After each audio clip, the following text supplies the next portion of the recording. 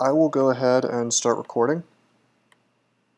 And what we've got here is a deep dwarf fighter, which you know, we should get done with insanely fast. We're already in Snake. This dude is just pimping. We found a plate mail on D1. We found a large shield on D1. You know, it's really wild because this is like, we didn't need good luck because this is a deep dwarf, you know. But we found all this good stuff. Now we have a broadaxe of freezing. We have these sick-ass gloves with +6 dex on them. How cool is that? You know? Yeah, I mean, we've got, other than a lack of MR, we have everything that we need, really, to finish the game. You know?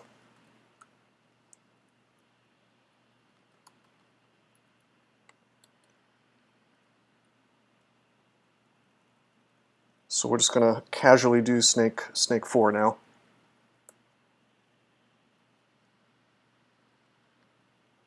I wouldn't say that Snake is necessarily laughably easy for high AC characters. I mean, it's certainly easier, but so is the rest of the game. Here's not ready with 0 runes. Kinda. I mean, you could still take big damage from stuff like sharpshooters and, wow, that is some old Lua code that I haven't taken out. I do not need my screen to print out Bazinga highly dangerous situations, so let's change that. Don't worry about that. That's just something I was playing with. Dude, did you see that group that we just slaughtered? My god. A normal character would have had to have at least paid a little attention there. Learn to buy Bazinga coin at rosecrypto.com. I hope Bazinga coin's not a thing. Trust me, guys, I do not... I'm not a fan of the Big Bong theory. I just needed like a keyword that sounded as dumb as possible. Basically, the idea was to set up some Lua in an RC file that flashes the screen like 10 times or 5 times, and it also makes force more happen, so you have to hit enter a bunch of times. And I was going to have the screen, I was going to have it print that out if I was in a situation that was likely to get me killed. And I was going to have the system be super aware of things like how much MR that I have. So am I immune to paralysis from a lich or something? And if I'm not and there's a lich on the screen, then it does that. And then I was going to have like a different keyboard button or a different key that would enable or disable those alerts. So I could disable it once the fight starts. I don't think anybody that would have Bazinga Big Danger on their screen would unironically be a Big Bang Theory fan. I don't know, maybe. You don't know. Maybe I'm under like a couple layers of irony. So it's like I say that I hate it, but I actually love it.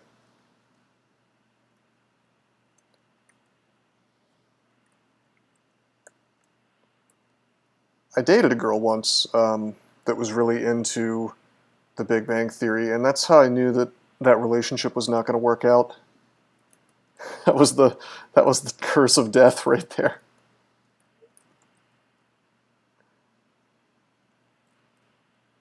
Oh, by the way, let's drop Amnesia. I mean, yeah, man, that was the red flag. Would you date a girl that's super into the Big Bang Theory?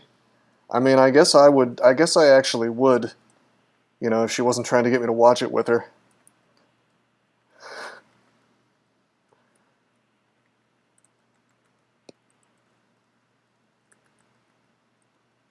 If you ever want to see something super creepy, try to watch those clips on YouTube of the Big Bang Theory with the laugh tracks removed. Jesus, Dallas, going right to the things that matter. Oh my god. Alright, guys.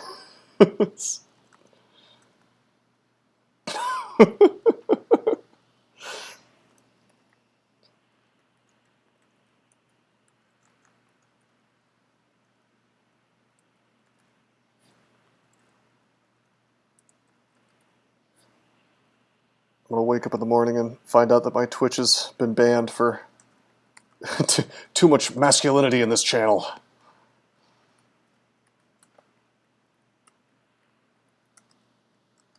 Bro, I don't want to be RP minus. We were lethally poisoned.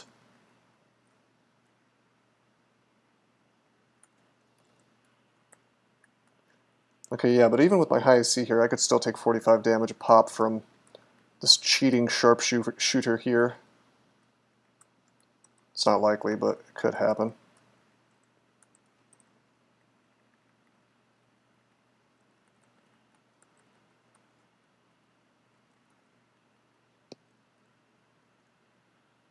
Chat has to be high T for such a high T combo. I guess. The Chad Deep Dwarf fighter versus the Virgin Octopode monk. Hey Odysseus, yeah, I've got 38 rations. Time to swap to FedHos, right?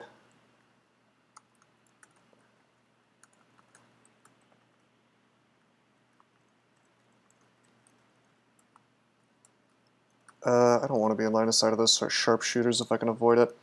But you know what we're gonna do? Do I have fire resistance? Yes, I do. Let's make this real easy for us.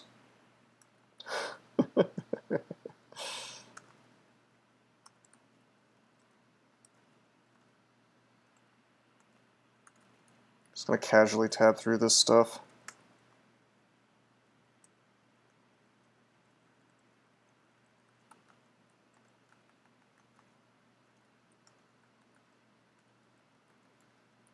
Also, hey Odysseus, welcome to the stream, man. I don't think I've seen you here before.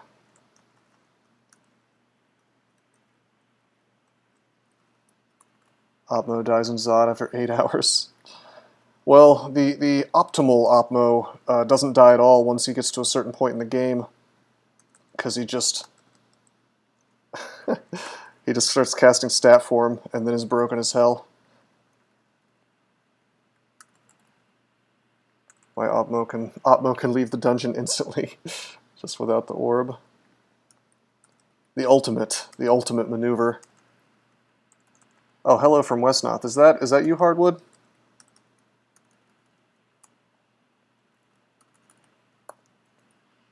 Hardwood is a cool guy that I met in the Battle for Westnoth community. He and I are probably going to be reviewing a couple of replays from that game soon. Was he there for our multiplayer stream? I doubt it. I don't know if Hardwood knew that I had a Twitch until like 5 minutes ago.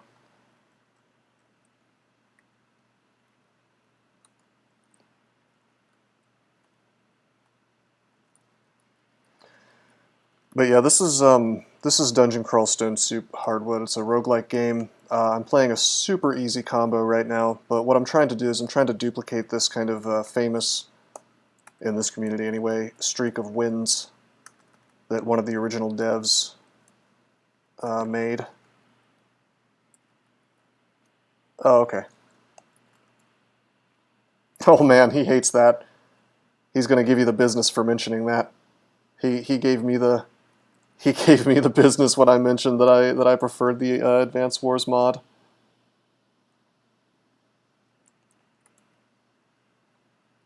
I don't have to. Hey, you can give him the business if you want to. I mean, it's obvious. It's two different games, really. You know. Hey, we got our first rune. Okay, we entered into Shoals, and there's a caravan, but we only have like 266 gold. I guess I'll go in and then probably get super disappointed by not being able to buy the things I really want.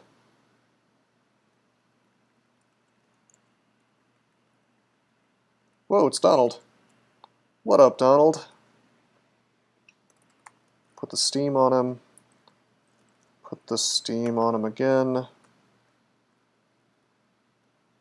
Keep the steam on him. It's getting reflected. Oh wait, he's on land now. I'll just swing on him. It's got a shield of reflection, but I think I'd rather have my large shield. DCSS wouldn't be DCSS without all the nice RNG in the game. Yeah, I don't know. I do think it would be really interesting to play a version of DCSS where everything rolls max, both the player and the monsters. Alright.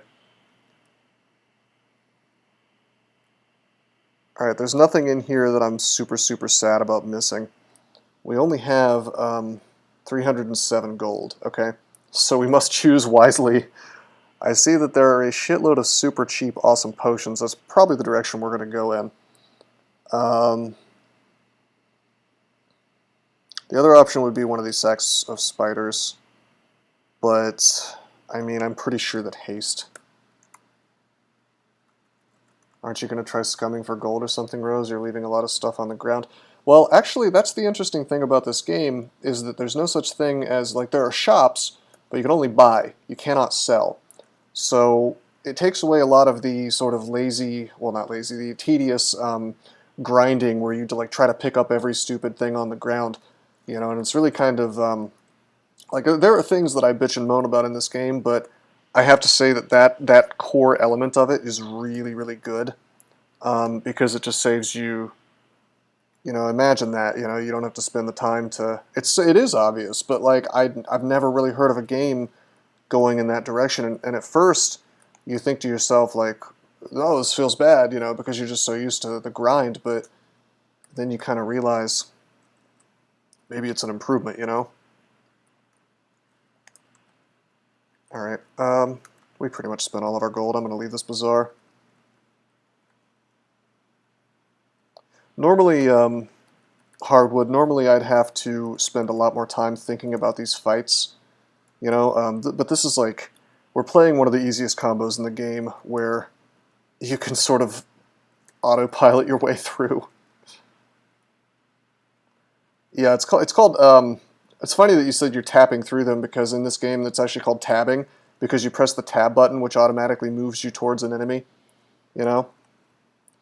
But like, if I was playing a caster or something that was even a little bit more fragile, I'd have to like, so like here's this water elemental, I'd probably want to like slowly pull his ass like back to a very well explored area, like back here maybe, so that nothing else comes and fights me while I'm battling him. But yeah, this character does not give a shit. I might give a shit about Jorgren. He can actually Iron Shot me for good damage, and he can petrify me. Yeah, Harpies do very good damage against low AC characters. What do I want to do about Jorgren? Do I just want to, like... Bro! I don't understand what just happened, actually. So I summon my demon with the Makhleb power. He shoots an Iron Shot at me, which somehow doesn't, like, I don't see the Iron Shot missing the demon, and yet it bounced off my shield and hit the demon somehow. So where's the message of it missing the demon? I mean... Alright, let's summon another one. He comes in hostile. You know what, I have like a hajillion teleport scrolls. Let's just reset this fight. Imagine if something like that would have happened with Oka. Dude, with Oka, I try to not even use allies because of the stupid conduct. So, Hardwood, if you're still around, there's a lot of different things in this game, and one of them is God choice, right? So, playing under various gods gives you special powers, okay? So in addition to your race and your class, later you find an altar of a god, and there's like 20 of them, you know, something like that.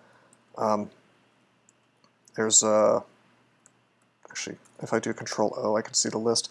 There's all these dudes, right? And they each give different powers, and some of them have certain conducts. Like, Elivalon is a good alignment god, so you cannot use necromancy, or else she'll get pissed off at you, you know? You have the power of God and anime on your side. Exactly. So I'm worshipping Makhleb, which is contributing quite a lot to my ability to just like roll through these dudes, because Makhleb gives you hit points back when you kill things, which is an extremely powerful ability.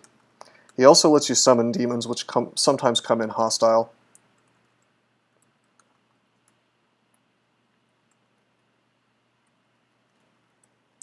Okay, that was Jorgen that we just powered through. He is a unique monster. He's only one of him will show up in the whole game. He's like a dwarf earth mage.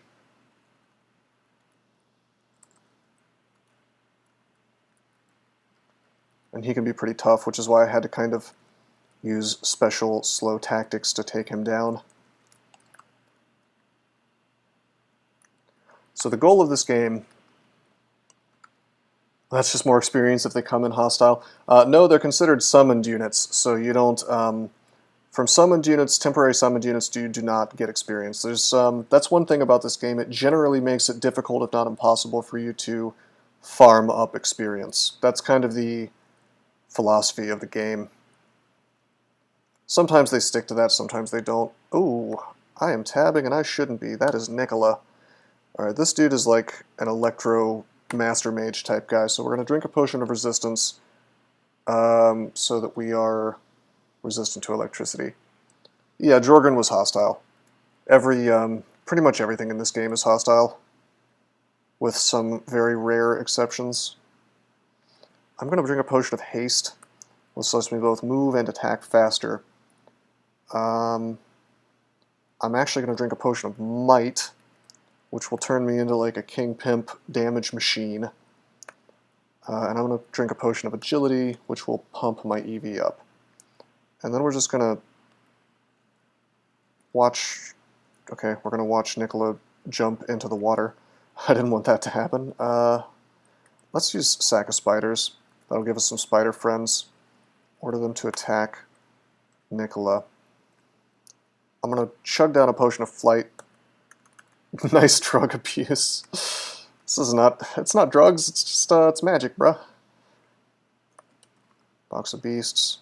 I really want at least one ally next to me in case he uses Chain Lightning. Alright. I drank a potion of flight just in case I could... Just in case I had to come on top of this water. Because if you're in water and you're swinging, you you have a higher miss. You have like a miss chance. So I didn't want that to happen. Yeah, the beast constricted him, which made his evasion drop really, really hard. It's quite nice. Okay, he had some +2 gloves, but we already have something better. That's a frost giant. We already have resist cold though, so we just kind of swing through. Found a weapon shop, nothing we need. We pretty much have an endgame weapon already with this one-handed broad axe. It's quite nice. Another weapon shop. How about I get Arga in one of these weapon shops, huh? That'd be pretty sweet. No, instead we get a halberd, dagger. I mean, I don't need any of this crap.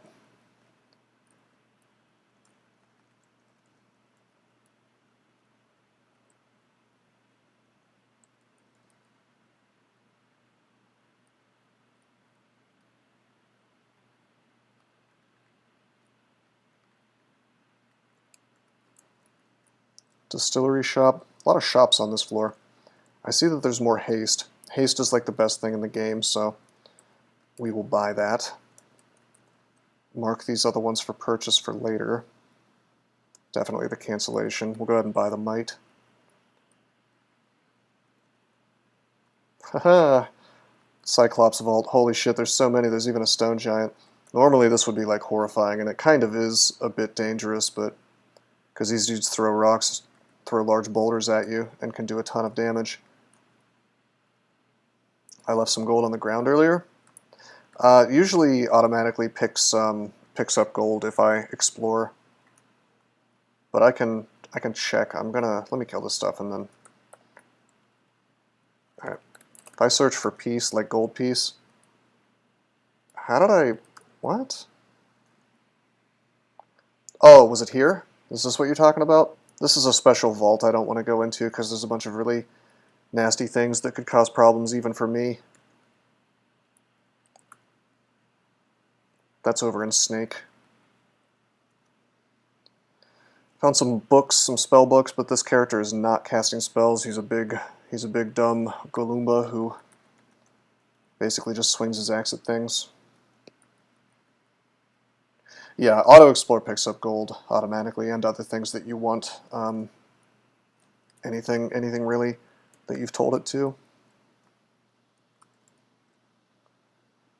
Alright, these are rings for sale. We don't really need any of these. In fact, we already have Symb, I think. Yeah, we're wearing a helmet of See Invisible. Are there any artifacts that we've missed? Nope. Alright, let's go down into Shoals 3. So yeah, Hardwood, the goal of this game... Okay, so there are 15 runes, right? Hey, doesn't he? He's mad about Gachi. Can't believe he's mad about Gachi. You're here now to say fuck Big Bang Theory. I know that's a joke, Hardwood. I know he didn't say Gachi.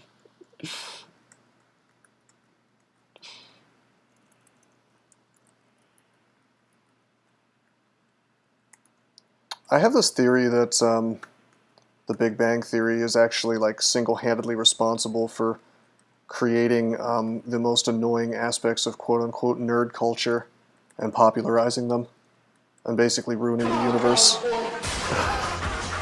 Hey, MV, what's up, man? Thank you for the bits, as always. I appreciate it quite a bit. Gachigism. I like the way the guy says that. It's Gachigism. Okay, this is why I want to have more. I want to have more MR, so I can't get feared here, because it's actually annoying for me to get close to this thing. I'm backing away from the water nymphs so he can't water strike me. Okay. If you're in water, he can do like 40-some damage to you, maybe 50. Saw a good chance to pop in. It was a good time. Also, I'd like to point out that the Muxie alert actually played audio the first time correctly without me having to do anything. I think I may have discovered what the problem there was. Don't net me, bro. Let's flame. Actually, let's just fight this stuff. With an axe, you attack everything around you, so it's quite nice. I'm trying to explain a little more than I usually do because my buddy Hardwood is here. And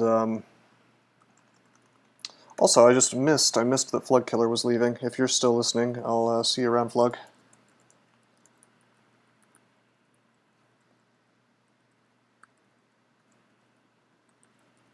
Dude, so many nets. Shoals 3 is done. I'm basically spinning to win. Basically, I mean, it's funny because technically using an axe is not the most optimal thing to do in this game because, like, if you're playing really, really well, you're kind of luring things back to hallways, you're fighting them one-on-one, and there are weapons that do more damage than axes, right? But in reality, you know, sometimes situations will get out of your control in this game, so having an axe is quite nice because, you know, if you end up surrounded through no fault of your own, and there are a lot of ways that can happen, you'd rather be killing everything faster. It's especially nice on Makhleb where you're killing tons of shit to get your hit points back. But of course it also depends on what species you're playing, because this dude is, again, Deep Dwarf, one of the easiest species. His aptitude for axes is +1. That means that experience counts for more, okay, when I'm training axes. Now if I were to try to learn, like, I don't know, unarmed combat or short blades, my aptitude is 2 lower. It goes from +1 to 0 to -1. So short blades is -1. So I'm getting way less value if I were to try to be like a dagger dude, you know. So there are species where trying to train axes is probably a bad idea, you know, and there are species where they're just way better at doing certain kinds of magic, you know. So it's a pretty involved game with a lot of you know, nuance to it. in the skilling system. Look at this fucking bullshit! It's the dreaded... Alright, so this dude is siren-songing me, so he wants me to come closer to him. But this merfolk siren is also siren-songing me and wants me to come closer to him. So this is the narrow rectangle I am allowed to move.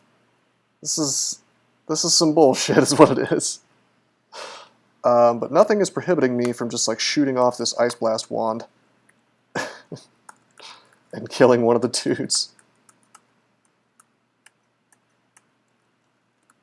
This would ordinarily be like a horrific situation, all these merfolk, but my guy is just such a king pimp. Wait, is there a... There's a disto spear. That's kind of dangerous. We're going to use a lightning rod to take him out. It's not quite working. Let's try Ice Blast. Down he goes. In fact, the whole group pretty much dies. Dude. I didn't get marked, but like the whole floor is coming for me. I'm actually going to reset this fight. Oh, shit! That is a lot of damage.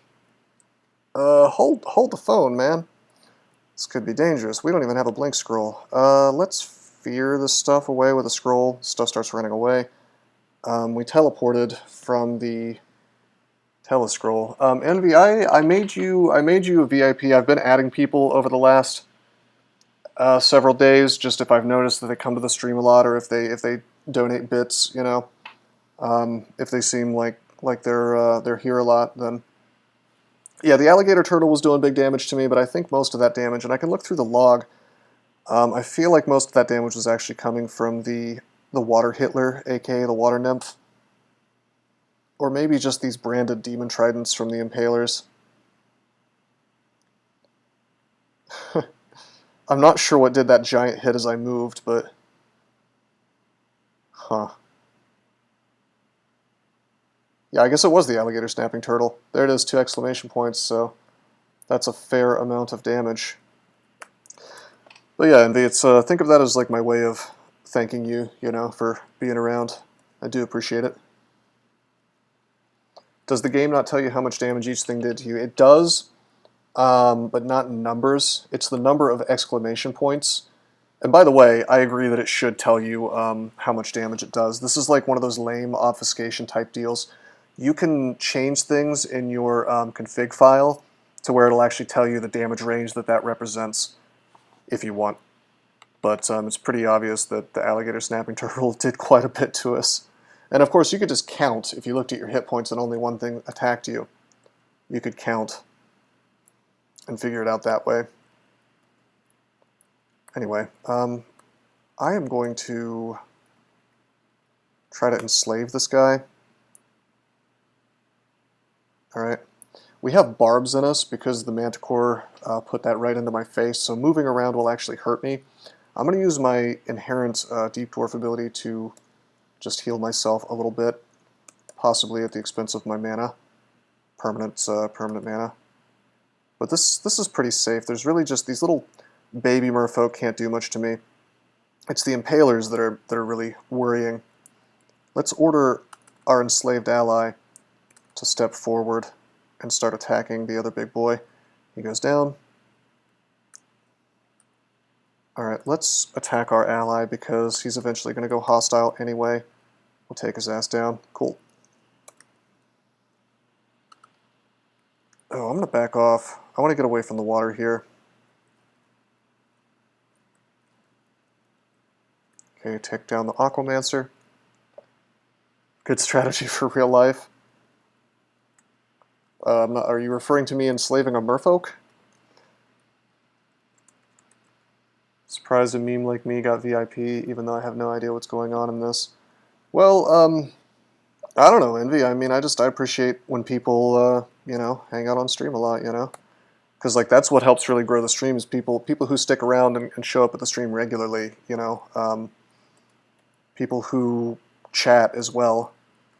It's like, you don't have to be good at Dungeon Crawl. I'm not even going to be playing Dungeon Crawl exclusively as this channel ramps up, you know? Okay, I don't know why I just wasted a scroll of Identify on a normal armor. Kind of playing on autopilot here. We do have some enchant armor. Let's use that on my shield, making it much bigger. It went from +5 to +3 because I had 3 scrolls.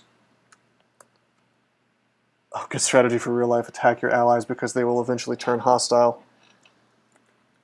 That's the that's one method. Thought stat form was a form that increased your stat. Didn't know it was short for statue form. No, that version of stat form is just called worshipping Chabriatos. He slows your ass down and gives you a billion stats.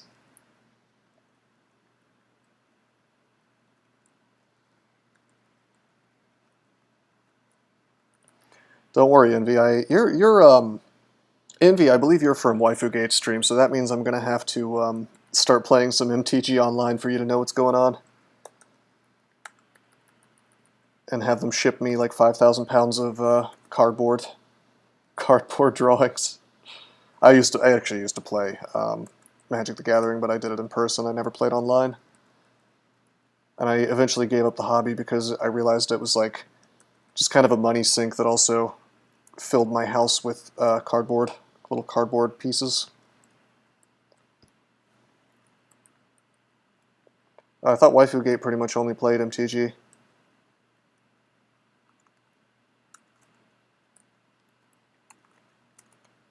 Hey, Naughty Badger, what's up, man? What time is it over there?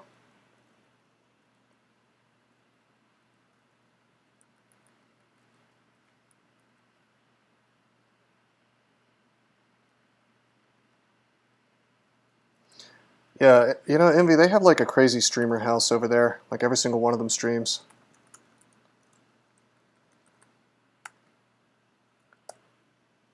Okay, we found a manual of armor. I don't really care to focus down armor though. We'll just kind of keep training it. Hey, if they can make money off of it, more power to them. I mean, I think it'd be great to make a living off of streaming if I could. I'd have to stream something that's a little less hilariously obscure than this game, but I feel like I could do it if I wanted to. People seem to enjoy my stuff, I guess. Some people do. I've been streaming every day for about a month, and it seems to be like the channel does seem to be growing at the kind of pace it would grow while streaming only obscure stuff and like chess. Audio quality is good, streaming quality is good. I'm enjoying it as much as I do Filthy and others. Filthy Frank. You can always keep DCSS as YouTube content too, since you're established there a bit. Hey, what's up, WaifuGate? Thanks for the advice, man. Yeah, I have started streaming chess. I'm gonna okay. At the risk of this sounding really pompous, I am. What my plan is I'm going to make a video of each game that I play. Right, I'm going to play all my chess games live.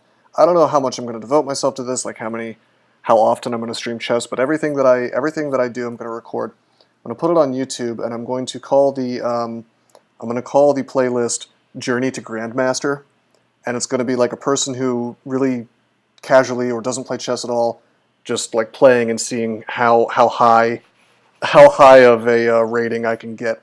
And I'm not trying to say I'm going to become a grandmaster, but that would be the goal, you know. It's like I don't think it's going to happen accidentally, but I do think I have a decent mind for it, you know. I've always liked chess. I've always been really good at it in terms of like playing just amateurs. But people who actually play chess every day kick my ass brutally.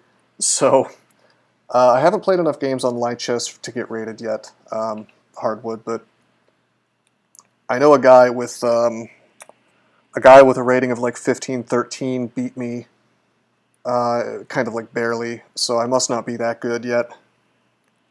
I'm really good at logic and things like that. It's just I know nothing about the actual chess strategy, you know, like openings and things like that. If you get chess, you might be better off studying chess instead of playing. Oh, hey, Orbazot, welcome to the stream, man. No, I am not playing the DCSS version the combo was won on. I don't know how I would even find that out because the server that Elliptic played on is like dead on pretty much all of those. So I can't get to the morgue file. I guess if I was, I guess if I was paying really close attention and messing around in with the info bot, I could probably figure it out. But no, I'm playing all of these in 0.23, at least so far. And we are on win number 5, assuming this becomes a win, which I'm sure it will, considering it's a deep dwarf. Yeah, waifu, that's pretty much what it comes down to. I mean, I think that anybody who's really good at this game would probably be capable of becoming a high rating. Can you say ELO? Can you say ELO for chess? A high ELO player? Is that a thing, or does that sound dumb? But yeah, I feel like you'd be good at chess if you're good at any kind of game like this, or you could be. I would love that, Hardwood, man. We should do it on stream, actually. One thing that makes me a lot worse, I mean, I'll tell you, part of the reason I lost to that 1513 rated guy, I don't think he was actually a better player than me. I think I lost more because, like, something I'm completely unused to. Like, first of all, I hadn't played chess in years. But most importantly, every time I've ever played chess, even when I was a kid, I've never played timed. I played with absolutely no time clock at all, no time pressure. In fact, until a few days ago, I actually didn't know that chess at the Grandmaster level is generally played in crazy-ass 1 minute long games or 3 minute long games. It's insane. And so I have never trained myself, to think that quickly in chess. And this dude obviously had been doing it for a little while, And so I feel like, combined with not really knowing openings, the guy just had a better positioning on me in the middle of the game. And then on top of that, it's like the time pressure gets to me, and I just start making really stupid choices.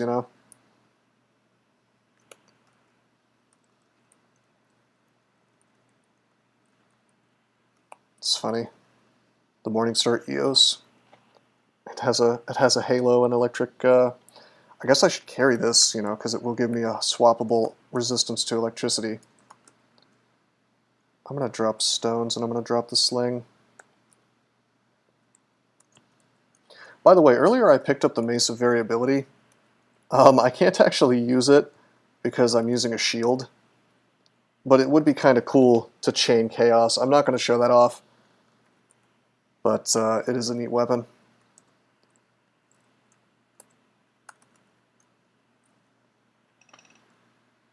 Eventually the person has to win with like 1 minute on the clock compared to the other person having 19.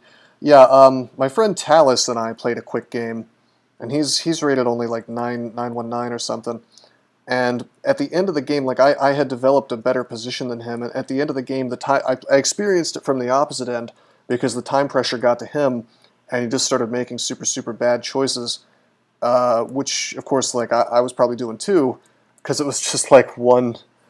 There was like 1 minute left, and both of us were just trying not to lose material, but he had accidentally given me his queen, so I just had more than him, Paralyzed wand, got him. Hey, Waifugate, I was wanting to ask you, have you ever set up... Okay, so here's something I was thinking about doing. I was thinking about setting up like bit donation polls where, people could try to like donate to get to a particular combo to watch me play like a Cobalt Chaos Knight or something until I win. Or like here's a good example. If people wanted me to swap gods or swap to like this Mace of Variability, I could like make a donation meter for that. I'm just curious if you've done that before, and if you have, how hard it is to set up. If you want to know a strat by the best chess player, set up to even trade queens as early as possible in every game. I've always been a huge fan of even trades. I seem to play a lot better when the board is emptier, and so I always, like I even when I was a kid in chess club and stuff, I seem to remember like I could almost always win games when I had cleared the field a bit, even if they were totally even trades. Holy shit! Look at this plate armor! God damn, we got end-game plate armor. Magnus does that a lot. I hear about this Magnus guy a lot in my...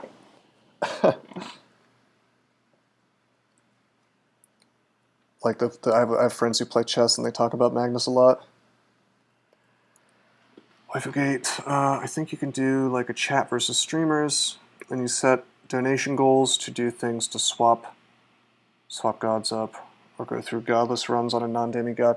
Yeah, I mean that would be the ideal thing, is just like really wacky things that I could do, because it's like I really like playing.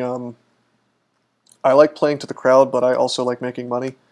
I feel like it's reasonable that you know, people can torture me and put me into painful DCSS situations, but they have to pay for the privilege, you know? Donation of like $5 to abandon your god on the spot.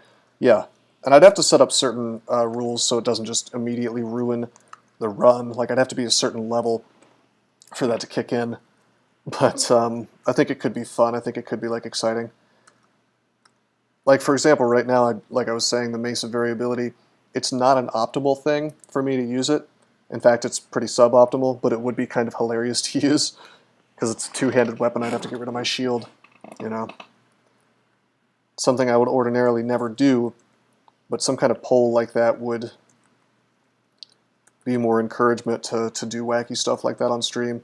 But I wouldn't really be interested in doing it unless people, you know, wanted to see it. Is that a real donation, or did you just meme me? I didn't get an alert. I think that's a real donation, and my alert just didn't go through. It's real. Ooh, Muxy, you were behaving.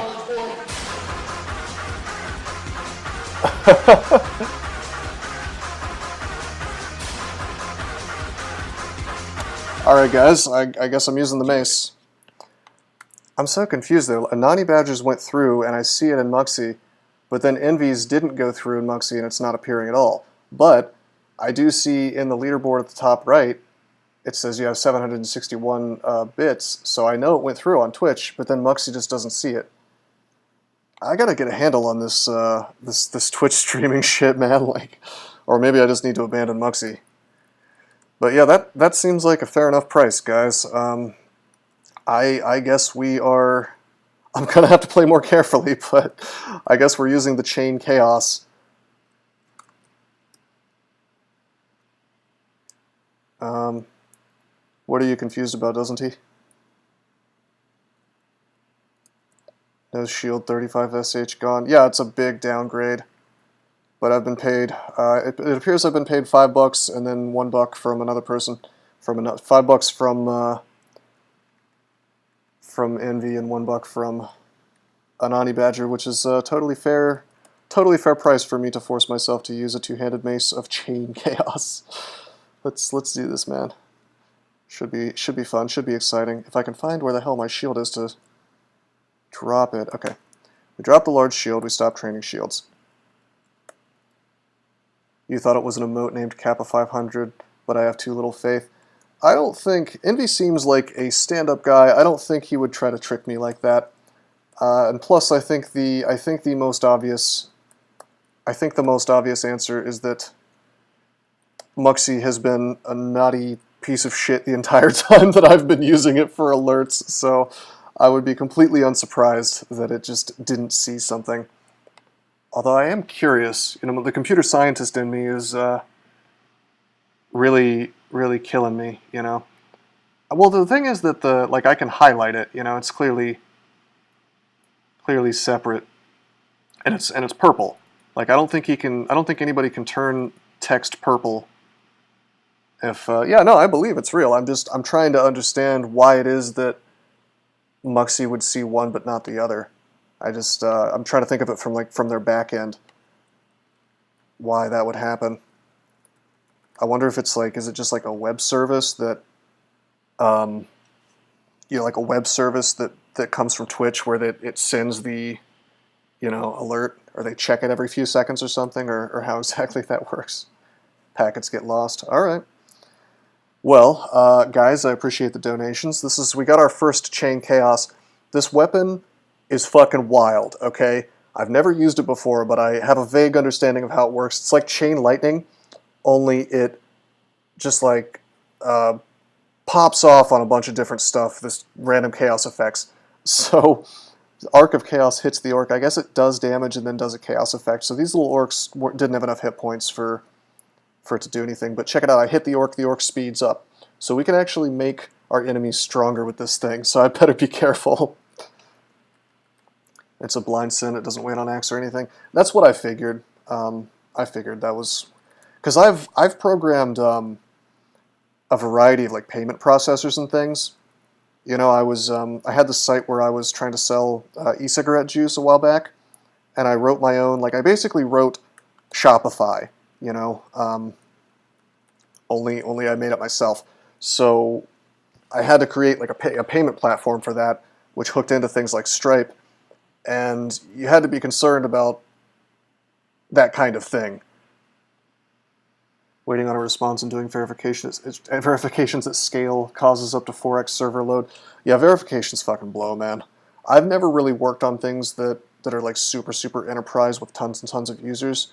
I can imagine how miserable that would be, and that's why those dudes get paid the big bucks, because, well, no, that's a lie. I have worked on at least one project that had huge scale, but other than that. Alright, so we have this Hydra. I'm just going to swing on him and hope for the best. By the way, our attack speed is 1.1, which is not great, so that's why we're focusing on training maces and flails up, because we want to get this to 20. Alright, we just meleeed through him. So we're going to look at some of the stuff that Chain Chaos does. It's the same as regular Chaos, it's just it hits multiple things. So we did fire damage, and I guess we didn't get anything else. I guess, oh wait, no, check it out. The mace can do Chaos just on attack, and then randomly it will chain Chaos as well on other things. So it's like a regular Chaos weapon as well as having that wacky effect. Alright, we hasted the Centaur Warrior. I can already tell this is going to be wild. We made the troll invisible. Oh man. 300,000 requests per second? God damn it, NaNe Badger. That's a lot.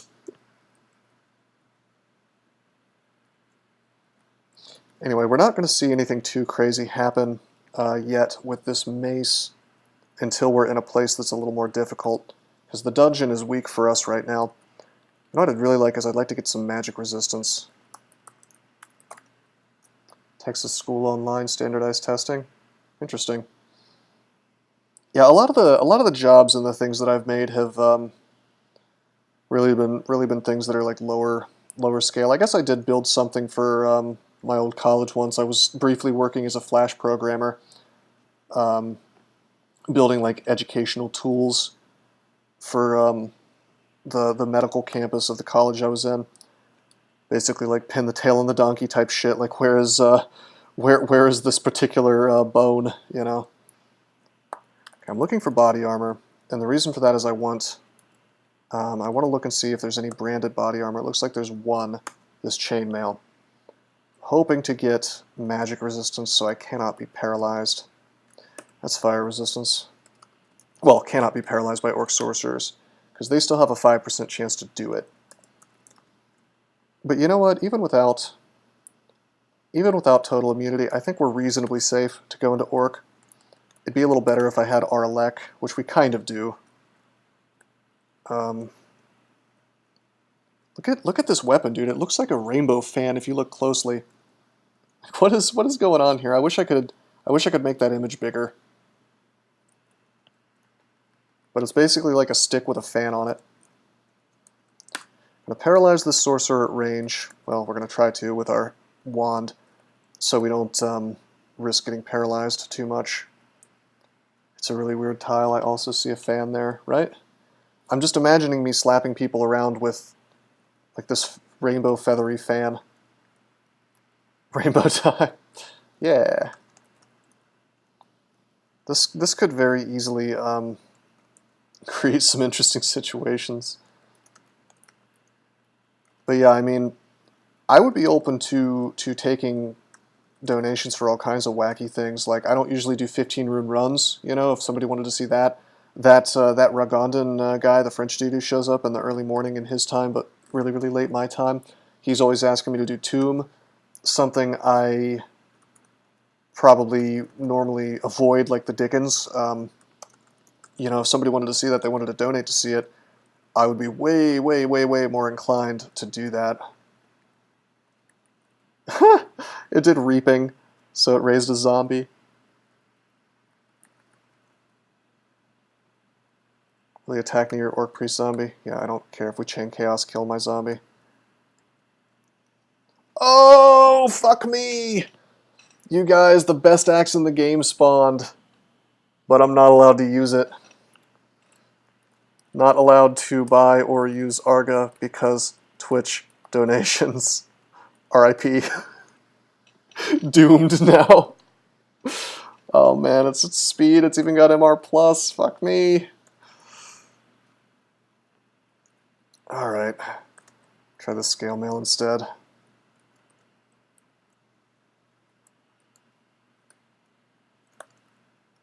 Alright, we're going to keep the plate mail on.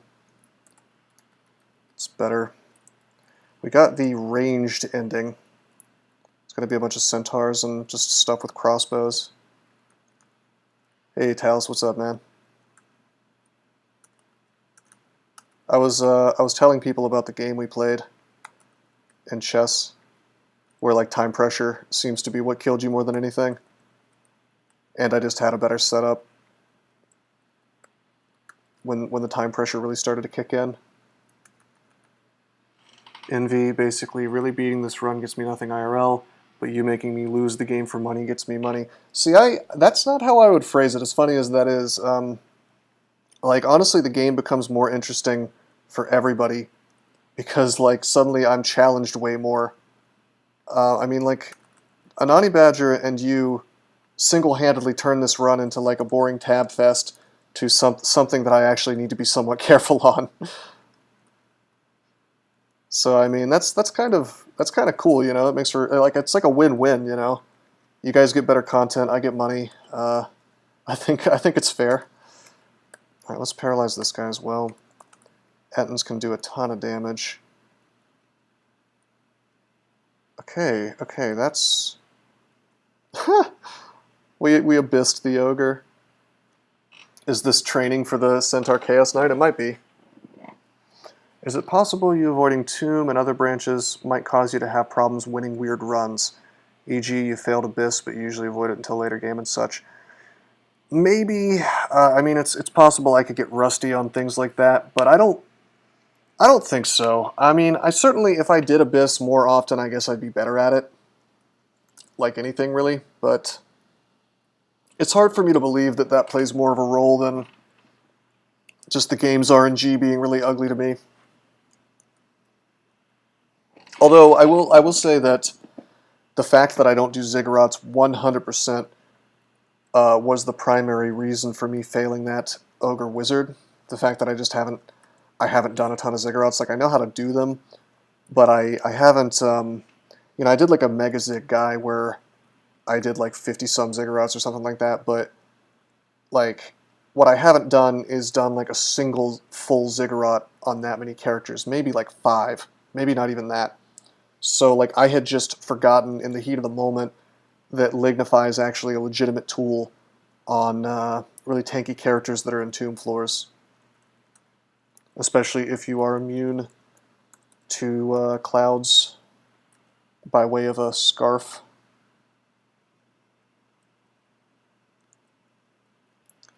Let's turn off Scrolls of Enchant Weapon and Armor, because, like, we actually can't enchant anything right now. I'm going to buy this teleport. I'm not going to buy the enchant armor. Buy this fog.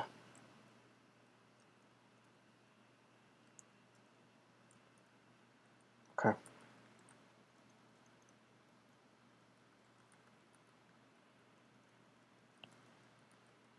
That is a really interesting thought, though, NaNe Badger, and it's I'm not like discounting it. I'm certain that it plays some role, but probably less. Probably less than other things in most cases. Although, like, one of the things is that I avoid those on characters that I know are going to have a hard time doing them, you know?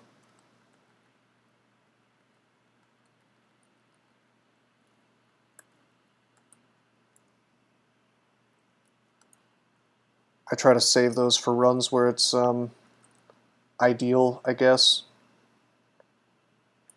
Okay, that is stuff we don't need. That's rations. We have more than enough rations. That's a ring mail I might buy. There's a shiny helmet, but we already have a +2 helmet of Sinv. Oh, hell yeah. Manual of dodging. That's cool. Can't afford it, but we'll come back for that. That's our next buy. Let's go up and check these disconnected floors. Or disconnected sections. Dude, you guys, you're going to make me do TRJ with this mace.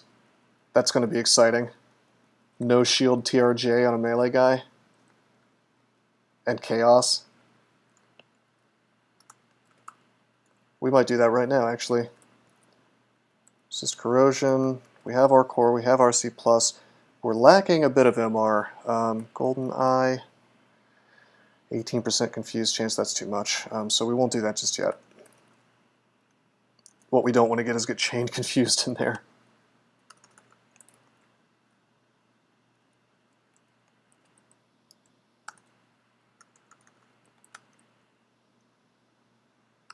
Okay, let's decide where we're going to go next. We have 2 runes. Vaults 1 through 4 seems like the obvious choice. Elf is an option, I guess. We have less wands for that than I would like. Man, I want more gold. I tell you, if I get acquirement, we're gonna acquire gold because I still want this lamp of fire. I want this manual. And I want all these wands. Crucial stuff. Let's finish out the dungeon at least.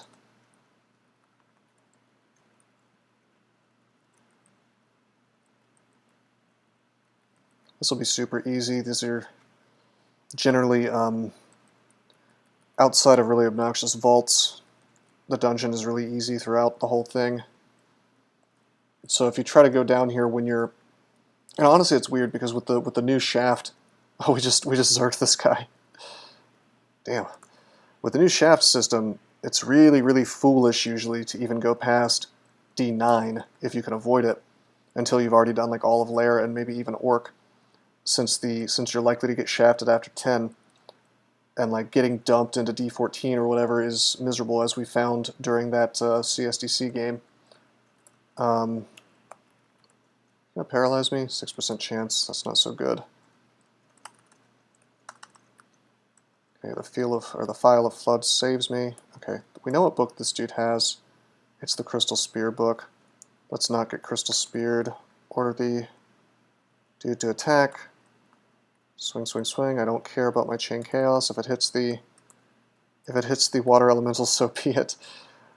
The game is like warning me about not using this during, not using my weapon, not swinging versus allies, and I wish I could turn that warning off, but I don't think it's possible.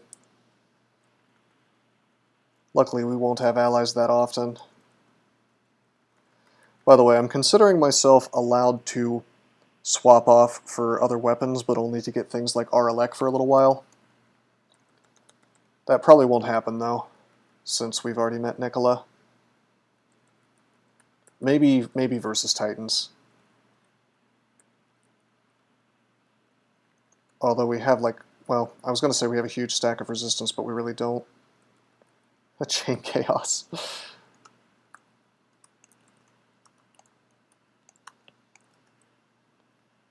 Alright, let's go down.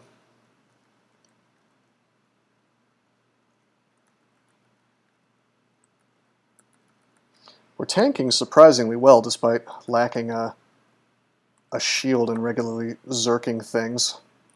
Let's kill this stuff in a hallway. This is where the chain could do really wacky things. Look at that chain, dude. Alright, the Arc of Chaos hits the slime creature, it's just doing damage, it drained the ugly thing. It seems to be more good than bad. It made the slime creature invisible, but we've got Senv, so that didn't affect anything.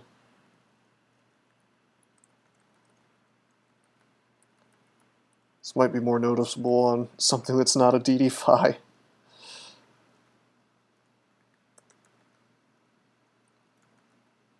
What a cool effect, though. Okay, this is a ice statue. We're gonna need to drink Flight. Beat this thing down. Don't need a Ring of Wizardry. Don't need a Ring of Dex. We will identify this amulet. Turns out to be Acrobat. I'd rather have Reflection. Let's take this hatch just to save Flight. If this wasn't a super powered character that's over-leveled for dungeon, I would never take a hatch into D15.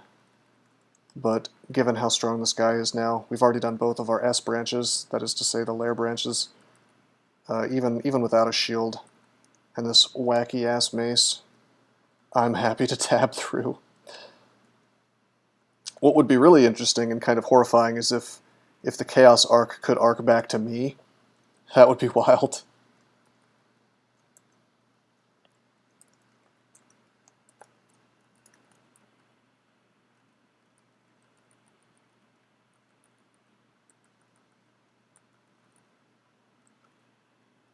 So check this out.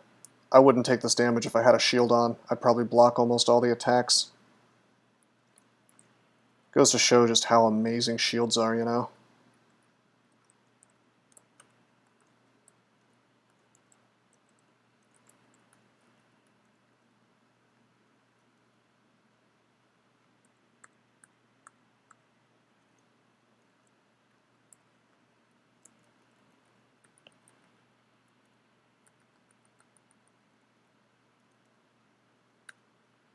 Level 19. All right.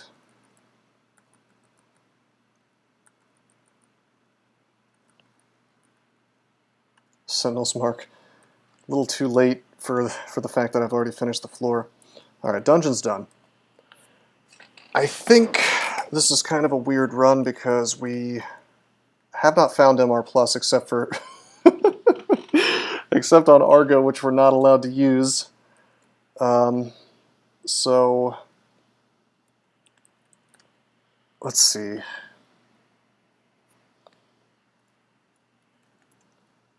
Vaults is going to be a little bit of a crapshoot. Like, I don't want to get paralyzed in there by something like a Vampire Knight. You know? My instinct is to just do Elf. We have some Ice Blast, which will let me kill big bad elves at range if need be. We have Digging, which will let me make kill holes. I think I'm just going to go into Elf and see how it goes. Not having a shield in here, though, that's actually pretty scary because, oh, this is Disto. I don't care if I get a Bist. Okay, I got a Bist. That's fine. This character doesn't give a shit. It's too strong.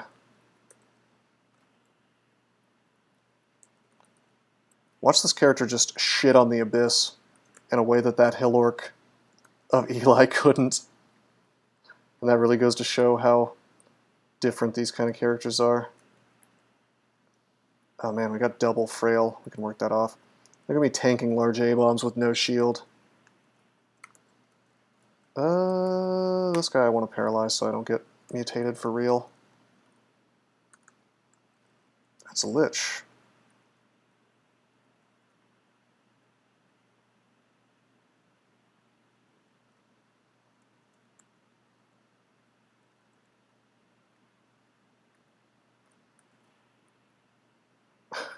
Okay. What if Deep Dwarves were ponderous, like 1.2? They'd probably still be the most powerful species. Because they're short and stubby legs. I guess I could see it. Don't kobolds also have short and stubby legs? Dude, we got little A-bombs as friends, but I don't want them. Because they're just going to mess with my chain chaos. This is Okay, I have a complaint to lodge about this weapon, and if the devs didn't despise me to my very core, to the very core of my soul, I might actually bring it to them. Chaos effects can give you allies because they can do miscasts, alright? It can do reaping, which is just a straight up chaos effect that turns stuff into zombies, or it can do wacky things like summon A-bombs for you. But then if you try to swing with the mace like I was saying, it offers up a prompt like, do you really want to swing? Because, well, it might affect your allies, like the chain chaos might damage your allies and make them pissed at you. You can see then how annoying this is for a melee guy, which you probably are if you're using this. Oh, I don't disagree that it's important if you're with Oka, but like, I wonder if you could just make the chaos not arc to your buddies. You know, could we do that? Is that too much to ask for? Because, I mean, the annoyance of this is actually pretty stupendous, you know? I mean, imagine, if you will, that the Singing Sword sometimes just, like, summoned some trash monster allies, you know? How about we just make it either not summon allies, or we make the allies immune to the arc? Suddenly pulled to a different section of the Abyss.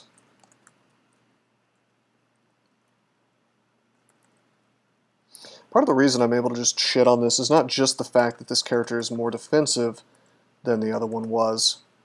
It's the fact that this character heals when he kills things. Dude, can I please get a kill on this glaive before he abysses me again? Dude. Oh, super arc! Holy shit, what is happening? What is happening? I guess it can arc some random number of times, because it just arced to the glaive 1, 2, 3, 4, 5 times. It didn't do anything to it, but... Dude, our attack chance is just... like, our hit chance must be terrible.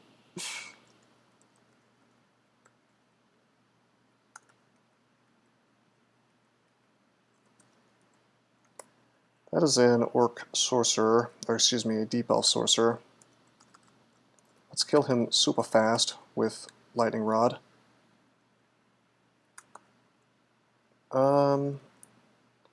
These big boy elves are not supposed to be here. They can spawn here, but I prefer it when they don't. Oh man, what an arc.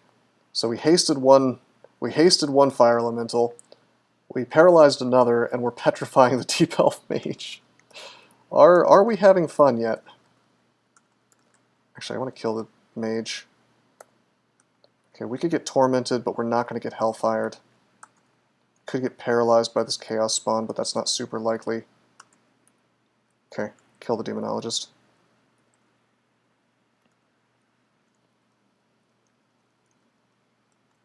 Scimitar of Distortion. I don't care if I get abyssed again, but I don't, he just dies.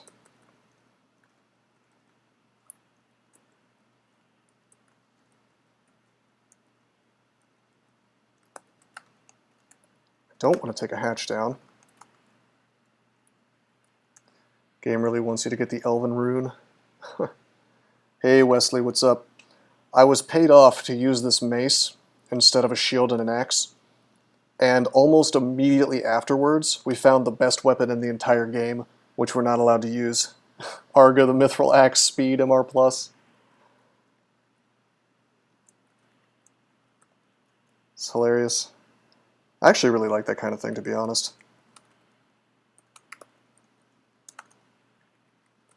This is a far more interesting game than it would have been. I'm not sure if you're familiar with what this mace does, Wesley. Best weapon is boring. It actually is the thing. I mean, it's great, but you just tab through the whole game, and it's like nobody wants to see that, you know? Good, but crazy weapon good, yeah. This is probably the craziest weapon in the game. Shit, okay. We actually found the Halo Morningstar as well, see? I'm using it as a swap for Aralek if I need it. I'm going to walk backwards. He's a little faster than me, I'm just letting him come and get next to me here without hitting me. There we go. Same thing. How did I get blinked? Dispersal trap. Really attack near your daemon. Yup. I wish I could show you how that null run ended so you could point out all my mistakes. I don't know, maybe you should just like screen record while you're doing it, you know? Then you could show me that stuff. You could show me the TV, you know, I can probably, or were you playing offline? There may be some way to load an offline game into a TV file and make the thing play it, but I doubt it. If it's online, I can go look at the TV, and then it's it'll be in console, but I'll probably be able to tell what's going on.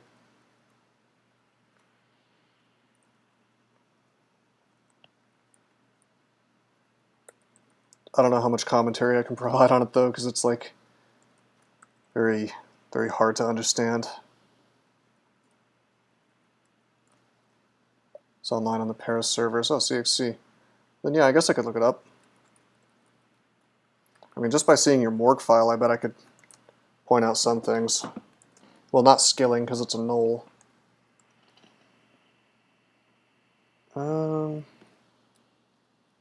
Let's go down.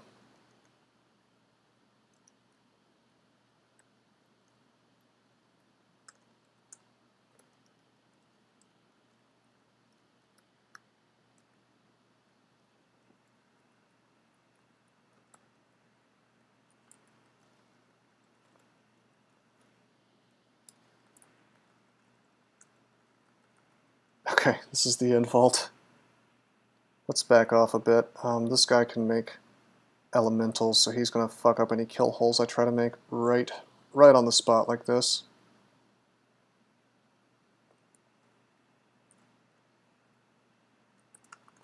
Okay, I'm going to actually wait like 100 turns, come back down. His allies are gone. Let's go up, do the same thing so we don't have to fight an Ice Fiend. Wesley is telling me the story of the game. I wanted to remove my harm amulet, but I miscounted the number of removed curse scrolls. Remove curse scrolls I had because number 1, I forgot you can uncurse multiple items at a time with Ash. That's big. Number 2, I forgot that cursing costs scrolls. Wow. So I wound up wearing harm for much longer than I intended to. Well, there is a solution for that, which is not wearing harm in the first place.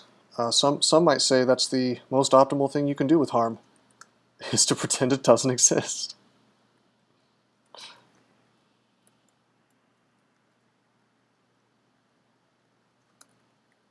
Do you have Paralyze? You have Banishment. I don't care about Banishment. What vault is this? This is like an analog to the wacky little Necromancer vault with all the simulacrums in it. This is like a wizard with a bunch of A-bombs that he, I guess, summoned. Is supposed to be what's going on here. I'm going to drop the Ring of Dexterity, put on this ring, Cursed Ring of See Invisible. We will remove Curse on that. We will drop that. We already have See Invisible. We will put Pro Fire back on. Try this ring on. Oh, +6 Ring of Slaying. That's sick. As sick as that is, I'd actually rather have resistance all the time. I know, right? No fun allowed. Let's kill this dude. Running around as a poison caster with Olgrebs, BVC, Death Channel, Crystal Ball, Ash, and Harm and Spider was so much fun. I mean, yeah, I bet you pooped on the branch. That does sound like a bit of overkill. Okay, that was our third Elementalist. Alright, I do have Silence, so I have outs if this goes badly. Like, I can just silence these dudes and then crush them. Okay, check this out. This is probably not necessary, but I am going to fuck up my digging. Oops. Okay, I didn't realize this was going to be stone right here. We'll dig this way instead, and then we'll dig. So I've blown like one more charge than I wanted to. Actually, 2 more charges than I wanted to, because I screwed this up as well. This should have been done right here. Whoops. That's okay. We have dig 1s waiting for us in the shop, but I really shouldn't be so cavalier with my use of this stuff. Actually, why don't we take a little diversion. I want to go get this manual. Oh, whoa, shit! What just happened? I think I turned a mage into a fire giant. Oh, this is sick! I didn't know this was possible. Look, we turned a deep elf mage. Yeah, we turned a deep elf death mage into a fire giant with the mace. And then, and this is the part I didn't know. Check this out. The deep elf high priest begins emitting a brilliant aura. The fire giant is empowered by the deep elf high priest's aura. What that does is make them cast more often. I thought that only worked against elves, man. But he casts Fire Bolt. But then we hit him again, and he just turned into a Frost Giant. And now the Frost Giant is Berserk. This is really something. I love this mace. I also hate it. Do we have our nag? Yeah, we do.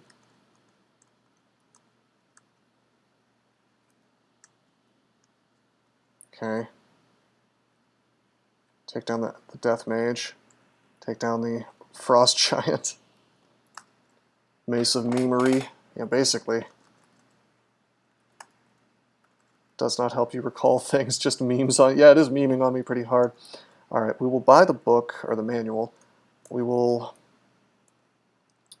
drop Ring of Magical Power. That makes one slot anyway.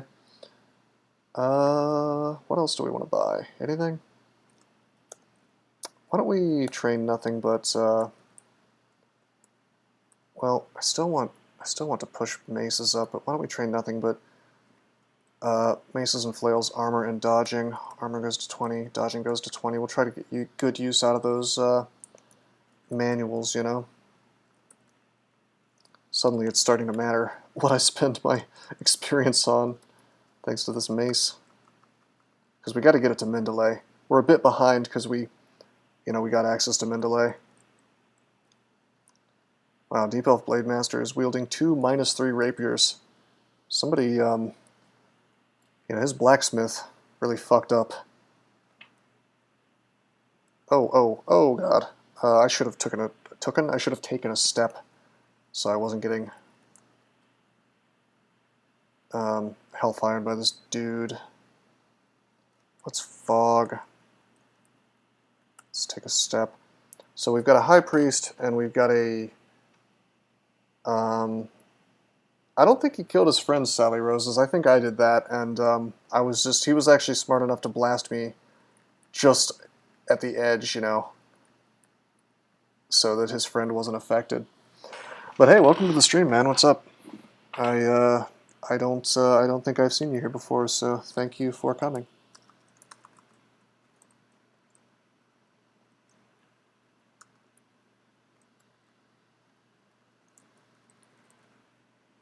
I have been paid off to use this Mace of Variability instead of the Superior Arco, which is in a shop. I still can't get over that, man. That's hilarious.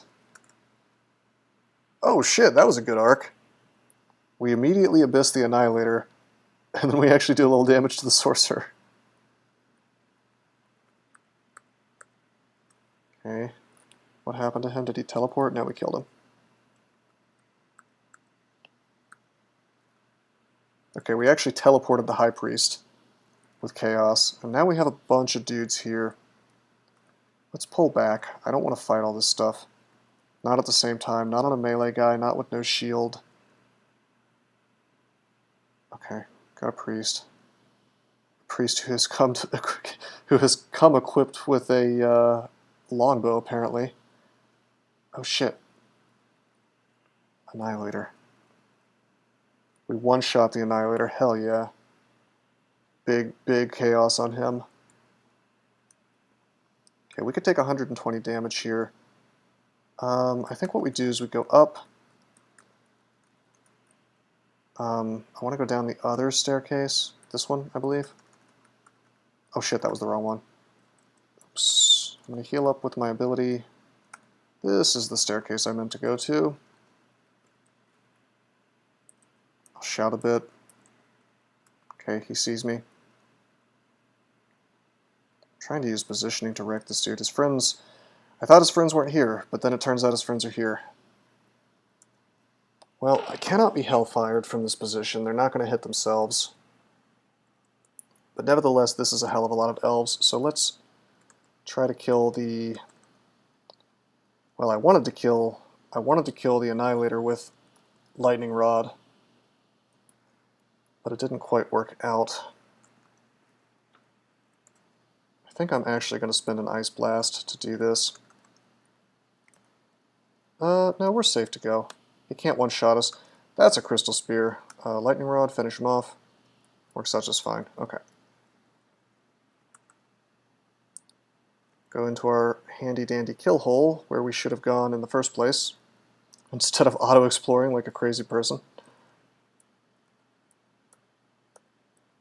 Okay. So we have a very convenient little spot here to pull guys. Maybe not. Okay, you hear a shout. That is an archer.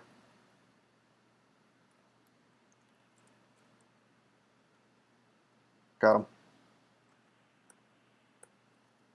Big pile of things. Nothing we want. Pull another guy to our kill hole. Smash him with the mace.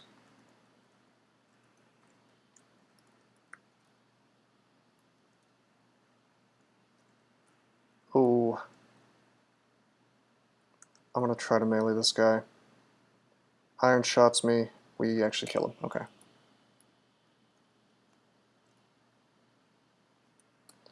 I need to drop some stuff again. I want to drop this blowgun, but Curare could actually be useful. I will drop Flame. We're about past the part of the game where that's super useful. I think I can go to town in here now.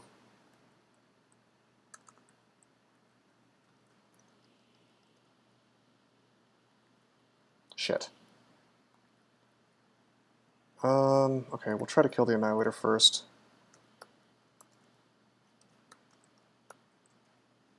That didn't really work out, but we killed one of them, and then we killed the other. Cool.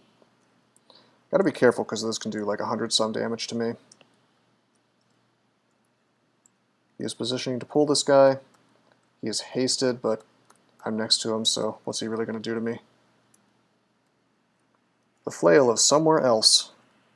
Not useful for us.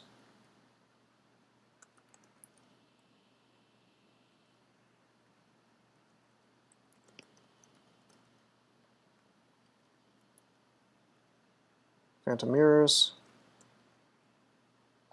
Hey, Hat of the Alchemist. Hey, buddy. Hey, buddy. I'll wear that over Sinv. That clears the way for a Sinv ring if I really still want Sinv.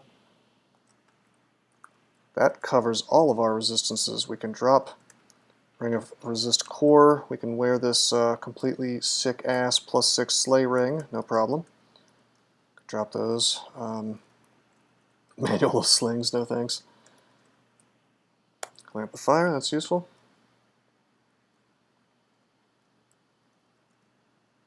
What a good find. It was the only item of value in Elf 3, but can I really ask for more? Alright, we're going to remove Pro-Fire. We're going to grab this Ring of Synth and just carry it around as a swap. Let's see what other kind of rings we have lying around.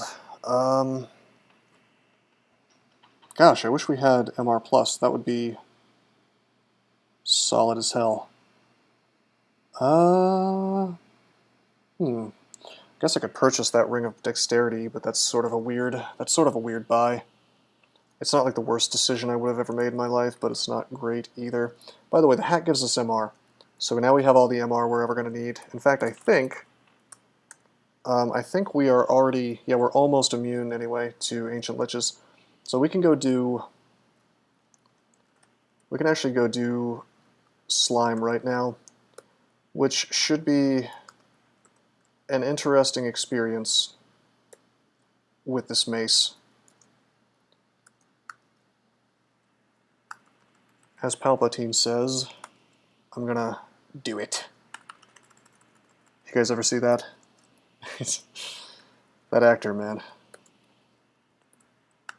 He just knows how to look evil for 0.5 seconds at a time. Do it. Yeah, Dinky, that one. I just went back to Elf. Whoops.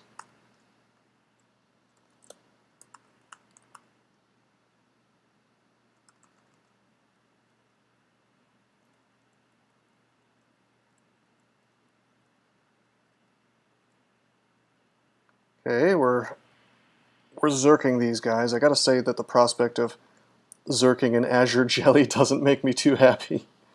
Okay, we're totally immune. Whoa, are we not immune?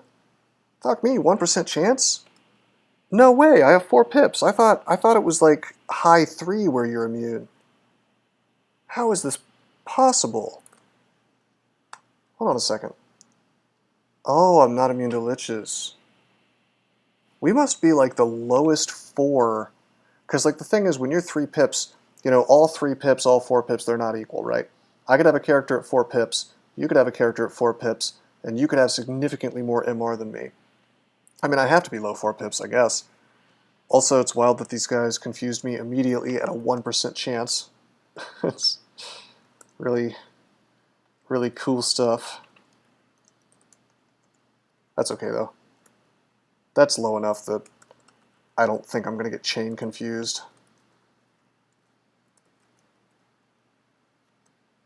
And I can kill them in one shot at range with things like Lightning Rod.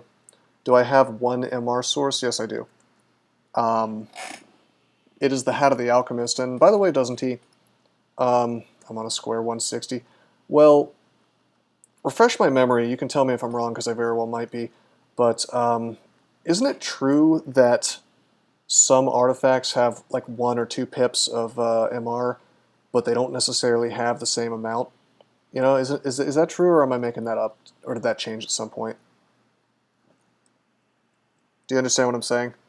That's no longer true? Okay. I wasn't sure if I explained quite well enough to get the point across of what I was trying to say. Okay, this thing at least is 0% paralyze. Shit. The Arc of Chaos finally hit my allies. The jumping spider evaporates and reforms as a shapeshifter.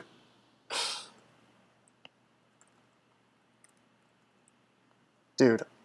So I pissed off my own thing, my own spider that I made from Sack of Spiders, and it made a guardian shifter, and now that's hostile to me. It's terrifying.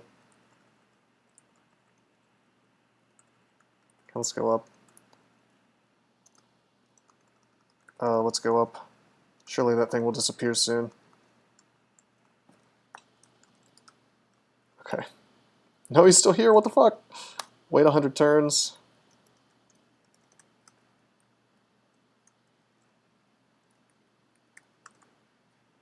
I feel like that lasted way longer than it should have, or I was waiting less time than I thought I was.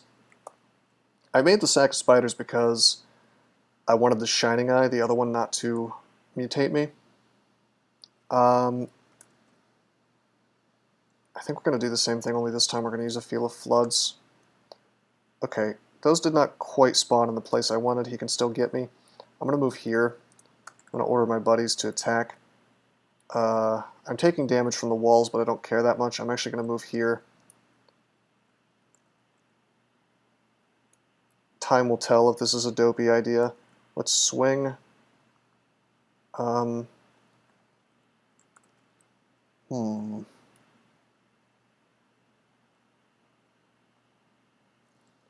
I'm going to move here. I'm taking damage every turn, but... Oh shit, there's a...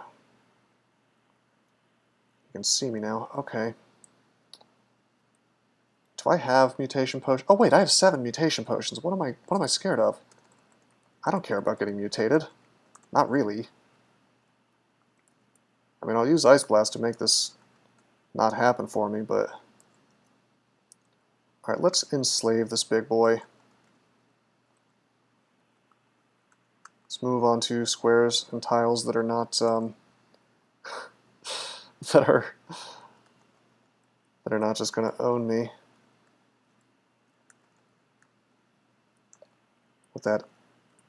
with that acid damage.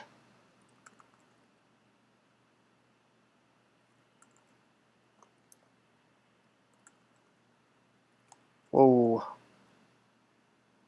We're gonna go up. Shit, this is actually pretty bad.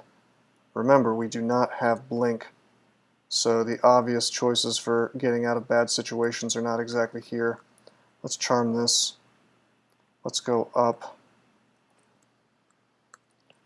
Let's rest, get the corrosion off. I want to heal myself a few times. This is one of the reasons why I suggest that you always rest on a staircase, ideally an upstairs. And that rule is like triple, quadruple, mega true if you're in slime. On this character, I'm breaking my rules a bit because I'm a fucking deep dwarf, so like I'm not about to die, you know. I can play a little bit fast and dirty, fast and loose, because I can just heal myself whenever I want to. But look at this, bro. Whenever some asinine dev makes fun of you in this game for complaining about mutations and saying that you can use positioning to avoid it, let me tell you the story about how I just took a step down and revealed a shining eye and got frail immediately. Like, that happens all the time, dude. Imagine if that was teleportitis, and imagine if the RNG had been unkind to me, and I just didn't have any mutation potions. The whole game would suddenly become this, like, horrifically unfun slog. That's my soapbox about the mutation system and why it should be changed. However, I can take that off whenever I want to. I'm not going to do it yet, though. Hey, it's Dissolution. This will be fun and exciting with Chain Chaos. Do I want to blow a haste on this? Yeah, I have 7. I think I'm going to buff up totally for this. Haste, Agility, and Might. Yeah, doesn't he? If you took out Teleportitis and maybe Berserkitis from the equation, the system would feel much less stupid. Like, I'm not actually bitching about getting frail because it's just like a mild annoyance. It's not as bad as people think it is. But I mean, Teleportitis is literally game ruining. And yeah, Salty, Dissolution doesn't always spawn, but when he does, you basically have like a second, more interesting TRJ fight on your hands. So let's see how we do. Haste, Might, and Agility is up. Swing. Pound him like an anvil. Look at that sick damage. Got Electrocution. Hit him again. We burned him. We went Electrocution, freezing, or fire, and then freezing. Beat Dissolution like a drum. Dissolution is poisoned. Wow. A lot of variety on my Chaos attacks today. Arc of Chaos like activated but then didn't hit anything for some reason. Berserkitis is weird because you can technically adapt to it, but is also stupid, crippling to melee mans. Yeah, I mean, I guess you can adapt to it. Alright, he spawned a Floating Eye. This can paralyze me.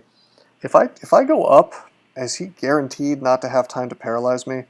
I think no, because I think going up takes, what, 2 turns? And that's technically enough for him to, if he charges up and then paralyzes me, I think that's enough for that to happen. And then I'd just be dead. So what we're going to do instead is we're going to pop on a Fear Scroll, which is virtually guaranteed to fear the Floating Eye. I could also punch it, but like that's less guaranteed, I think. Now we're going to hit it, and he dies. I probably could have just swung on it like Doesn't He says, but I mean, how much you want to bet I get like a message, you hit the Floating Eye and do 0 damage? You know, it can happen. Okay, he summons more eyeballs. One of them is a Floating Eye. I have to blow another Fear. Attack him, and he dies. That went pretty well. I don't like that I blew 2 Fear, but it's not the end of the world. Okay, one of these slimes became a Tyrant Leech. It doesn't matter that it has 0 AC, doesn't he? I could still roll. It's really hard to hit and do no damage. I think you're underestimating how much I distrust this game. Although I do have to wonder, maybe Fear had less of a likelihood to work than just swinging on it. But I don't know, man. This is one of those intuition things, like I could go code diving for it. I don't want to, so I'm just kind of trusting my instincts. But you could be right. It could be better to swing.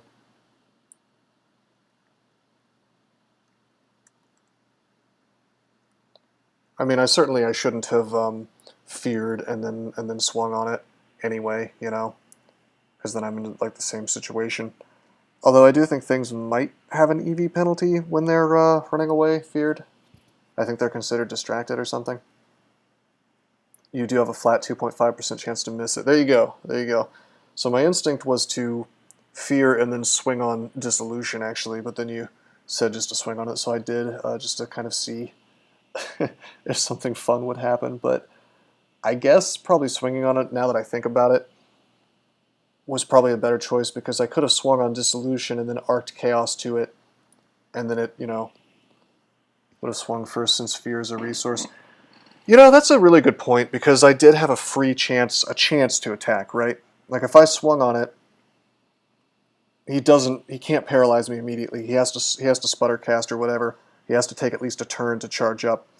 So you know what? That's a very good point. I think I agree with you entirely now that I think about it that way. By the way, we got marked as soon as we came down here. I just got Malcolm form poggers. How did you, oh, you mean statue form.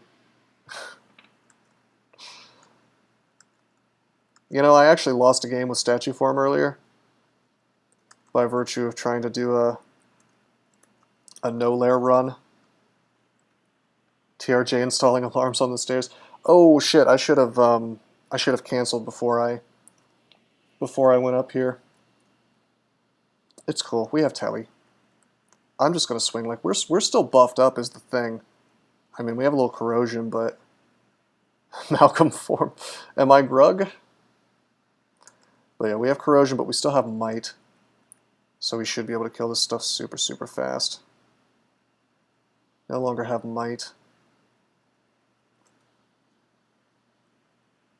Dude, I can talk shit about this mace, but it actually is doing really good damage. Sif Muna on floor 3 of lair. On a green draconian.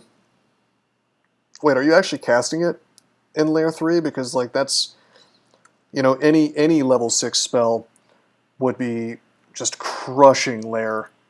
Like lair is not a place where you're expected to have level 6 spells, especially 2 school level 6 spells. 25% without much training. Yeah, and you don't have to worry about miscasts because you're Sif Muna. Shit, we got marked. I could have stopped myself from getting marked, but I mean, we've already fought most of this floor. Maybe we haven't. Let's telly. How about we do that? Because this is a hell of a lot of acid blobs.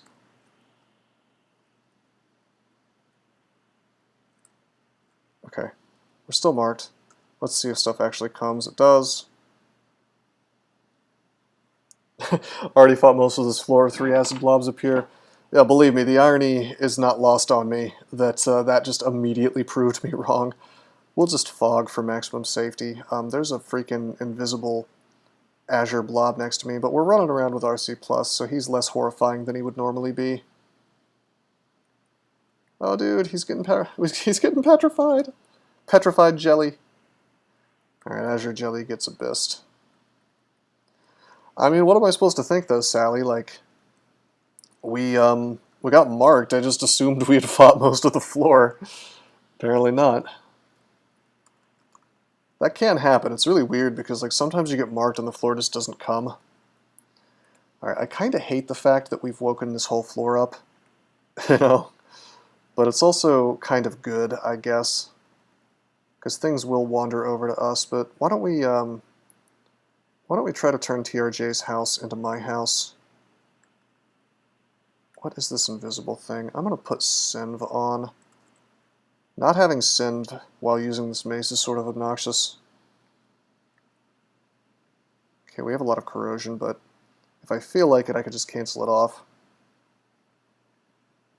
I'll tell you what I'm going to do is I'm going to burn some lamp here. Both of these things should die pretty fast, even with my corrosion, which, by the way, seems to have worn off and then been reapplied. Nice. Nice. No TRJ yet. This is going to be so weird. Like, this fight could go really strangely with this mace.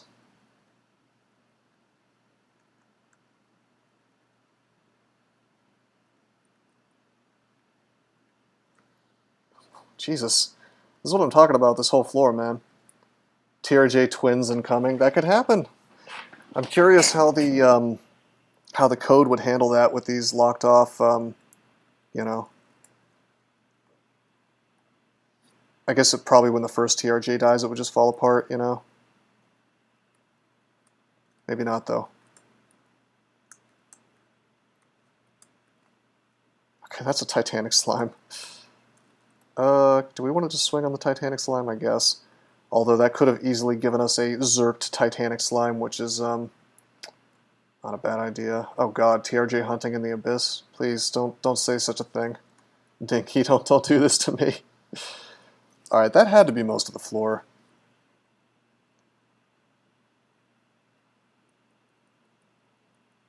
Not all of it, but a lot. Strength. I saw a crystal plate, by the way, in the loot pile. We're wearing this sick-ass +7 plate, but, you know, it also has +6 strength, so I probably don't want to swap off. They gave me PVC too. Well, that's an easy game, waifu Kate. Sally Rose's nice emoji. I think that absolutely is the face I would make. But let me tell you a story about something even more horrifying, which is Berserk Royal Jelly, and I don't like this engage. We're going to telly. Because we ran right next to the Royal Jelly. There he is again. Let's just self-heal. There he is. I'm going to haste. Okay, we got his attention. Looks like the code accounts for clone TRJs. They don't get the death trigger. So you have to kill the original. I guess that makes sense, since otherwise you could just Phantom Mirror him and walk away. Alright, we're going to Might. We are going to Agility. I could Resistance for another pip of RC, but I don't need to. I'm not even going to... Actually, I'm going to do this with just one pip of RC, because I want to have Synth in case I turn things invisible. Turning TRJ invisible and having to swap to Synth to deal with that would be probably a little obnoxious. So just Might Haste. Agi. We're going to do the usual trick, right? How do I do this? I think we pull him here. Okay. And then we net, walk. All right, this is the perfect spot. I do have a... Okay, yeah, I do have mirrors. Mirror, mirror. How sick is this? Look at this. Look at this ideal engage. Alright, we got two Royal Jelly friends. We got a net which then failed to connect. I think that's the first time I've ever seen a net miss Royal Jelly, but that's okay. Throw another one. He's netted. We have two Royal Jellies just hitting like trucks next to him. Are they attacking? The Royal Jelly spits out another jelly. Your Royal Jelly hits the Royal Jelly. Hot jelly on jelly action. Now we're going to swing, which I guess I didn't think this through very well because these Royal Jellies could go hostile as I use this mace. Let's find out.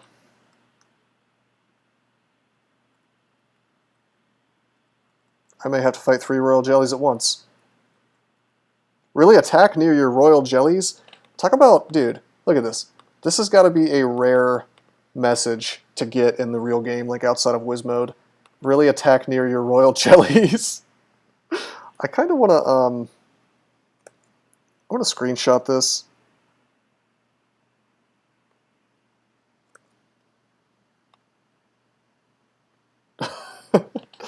I'm going to have to put that, I'm going to have to make a Reddit post about this because that's pretty funny. And I guess I'll also get the Mace of Variability.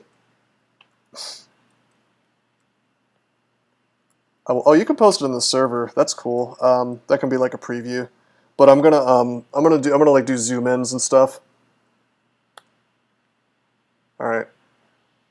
We killed the royal jelly.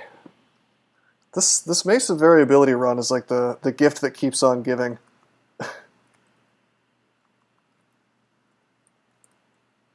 Your royal jelly dies, fine.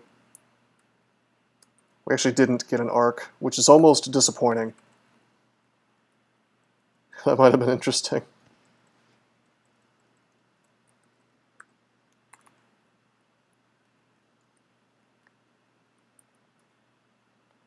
But yeah, doesn't he? I don't mind at all if you post that in my server because it's funny as hell. RF+++ ring.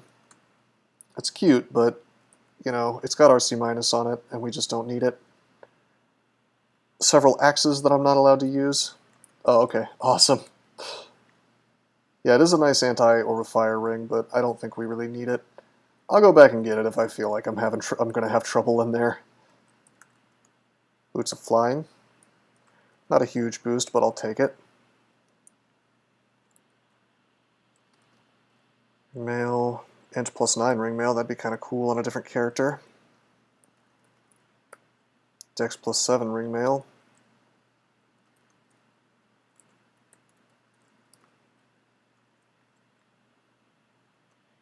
Just basic crystal plate armor. That's interesting.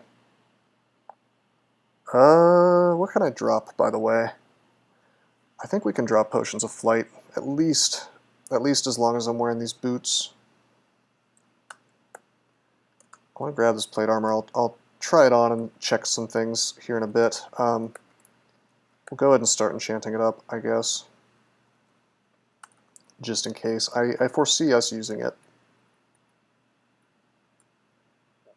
Some books we don't care about. Phantom Mirrors, great. Need to drop more stuff.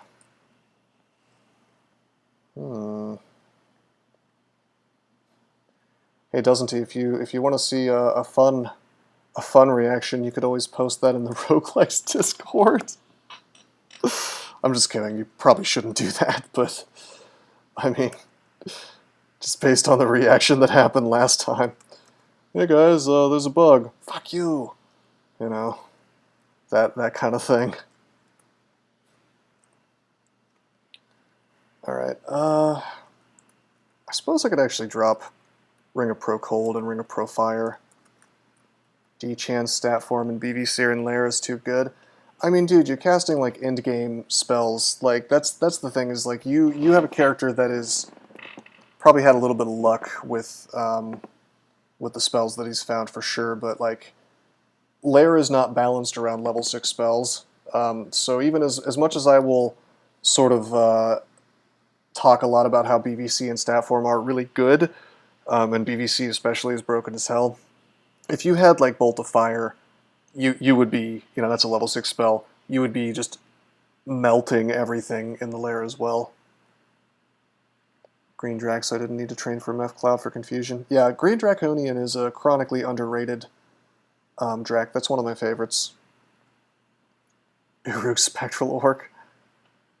Oh, well, you have that for now, but the best Uruk Spectral Orc is the one that doesn't go away because you enslaved him with Random Mule instead of the spell. But yeah, that sounds super sick, man. Sounds like a fun game. This is 0.23 Dinky for my game. I don't know about waifus. Enchant armor. I'm gonna go purchase. Wait, what happened here? I guess I got splashed as soon as I came up.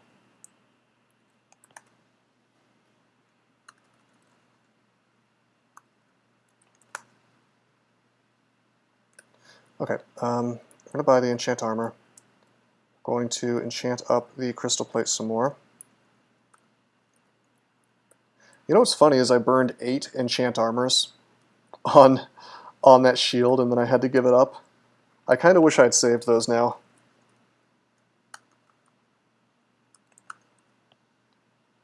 Because we could have almost like a fully enchanted crystal plate, which would just be insane. Alright, so we have 35 AC, 22 EV with the current armor. put on this, we go from 35 to 40 AC. We go from 22 to 18 EV. That seems worth it to me, considering that our GDR also goes up a lot. We lose 6 strength as well, which is kind of a pain for our damage, but I mean, it's crystal plate. Am I going to not wear it? You know, on a character like this that's designed to use it?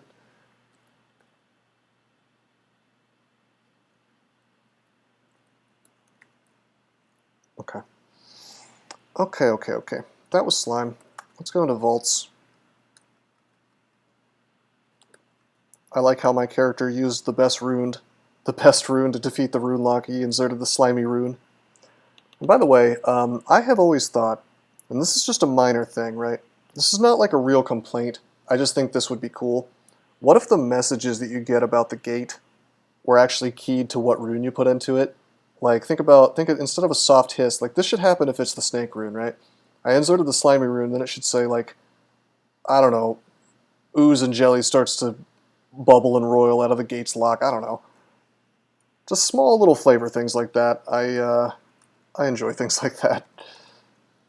Because when I first started playing this game, I think I got the hiss message with the snake rune. I was like, holy shit, this is so cool.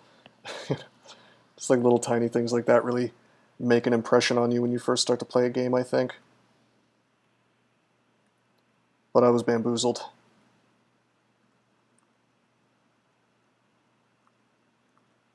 Oh, you know what? I'm gonna pop a potion of mutation just to get this frail off. Really? I'm resistant to mutation, bro. Don't give me another bad mutation. All right, okay. We'll take less energy. We don't need our mana.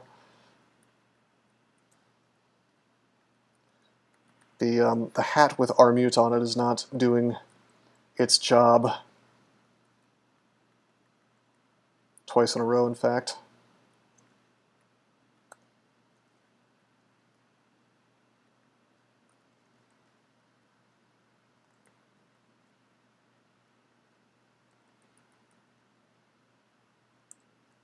Oh, you know what? I should turn Scrolls of Enchant Armor back on, because suddenly we have use for them, and in fact, one dropped. And I spotted it. Even while moving at light speed here. One more AC, sick. It's really good I've been pumping strength so much.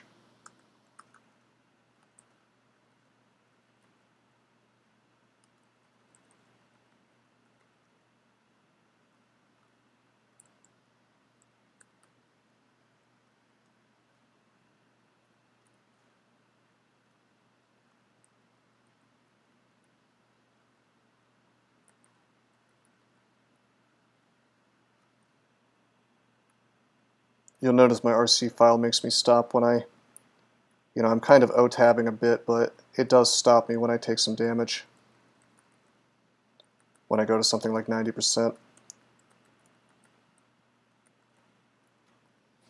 +6 blowgun. I'm not even carrying a blowgun anymore. Interesting find, though. Curare remains useful pretty much for the entire game. Something that's easy to discount. In fact, if I had been using Curare more in that Hillorc run, I probably would have had a much better time. You know, that I would file under a genuine mistake that I made. If I was going to list out the things that went wrong in that run that were my fault, that would be, I guess, near the top, because I'm sure that I could have saved myself some resource use just by virtue of doing that. All right, we broke open this ghost vault, and I'm going to lead these dudes on a merry chase and only fight the ghost by himself. They can go upstairs now, so pull him, tab, tab, tab, tab, tab, tab. Beast Slayer. What a pimp name. It's like a metal band. Beast Slayer. You guys want to start Beast Slayer with me? I'll be on drums and or harmonica. Does extra damage to beasts. You know, on this stream the other day, we saw a demon wielding a weapon called Demon Slayer. My suspension of disbelief was just shattered that day.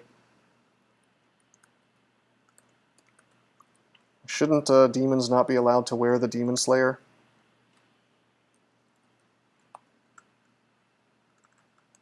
+2 versus peace. That should be a real mechanic.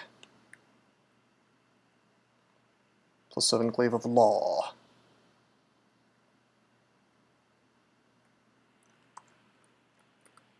+7 Glaive of Judge Dread. We used to have weapons of orc slaying. That I don't remember. I'm assuming that's pretty old.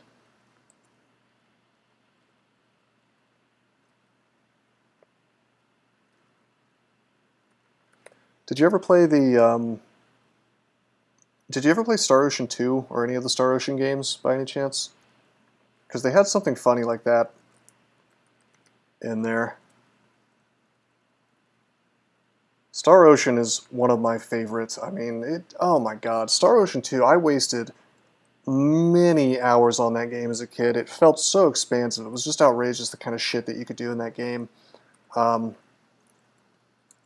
had like a crafting system, man. It was like an MMO before MMOs exist, only single player. Really cool story. Kind of Englishy sort of translation, but I still loved it. Comically bad. I'm talking about Star Ocean 2, by the way, not any of the other entries in the series. Comically bad voice acting, which somehow made it more charming.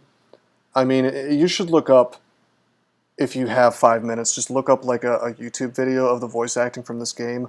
If you thought that What Is a Man, A Miserable Little Pile of Secrets was good, you haven't even heard the best thing yet, which is like all the voice acting from this game. But anyway, I don't know, it's just a lot of fun, really fun game, fun series, and I brought it up because they had a weapon in it called the called the Funny Slayer. Somehow they managed to mistranslate Phantom to Funny, and so they had like these things called Funny Thieves and other things that were marked as funny enemies that the Funny Slayer would just do tons and tons of damage to. Holy shit, yeah, right? But it actually played a really cool role because there was like a bonus dungeon in the game where there were these enemies that were funny enemies. They were called Metal Funnies, and it was like a resprite of the Funny Thieves, only they were like liquid metal, you know, with like a liquid metal, what do you call it, oh god, the words completely escaped my brain, but you know, like in graphics programming, when you put, it starts with a T, why is my brain not working? You know, you like take a tile or a square or something, and you paint something onto it. Texture, yes. I don't know why like the language center of my brain just refused to call that to mind. But yeah, it's like just like a liquid metal texture. +7 int C invis boots. That sounds like a great find for that game, Waifu Gate. Jesus, dude, that's like an entire spell level of training, you know.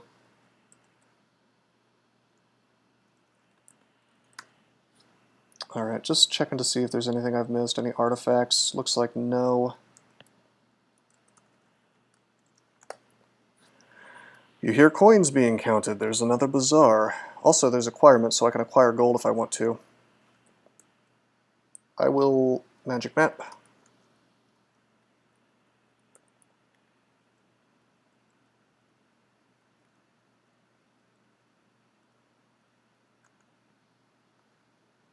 Wow, what a tab storm. Okay, I will go to every single shop, and then I will look at what's on offer. Necronomicon. No, I don't need that yet. Wherever. Box of Beasts, I'll grab that. Clouds might be good. Fan of Gales is a skip. Not for money, anyway. Alright, yeah, we'll get Clouds. We'll get probably some of these wands. I want acid, that's sick. Potion of curing, I can never have too many of those. Another wand of clouds, I'll take that. Anything else good that I'm missing? Looks like no. Looks like we're good. All right. Leave that. Is there anything else I want to buy? I guess so. We'll go ahead and acquire gold. Gain to 930, hell yeah. I'm going to purchase some things. I'm just going to finish this floor first. Whoa, I should take this slowly. In fact, I should lamp a fire.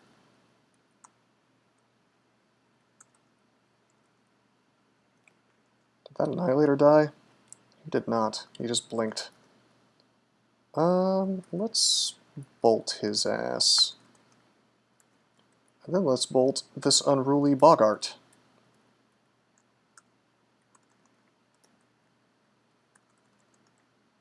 Who was not even the source of the things that are haunting me, so Ice Blast the other one. God, this was a lot of shit. Maybe the Convoker summoned some of it.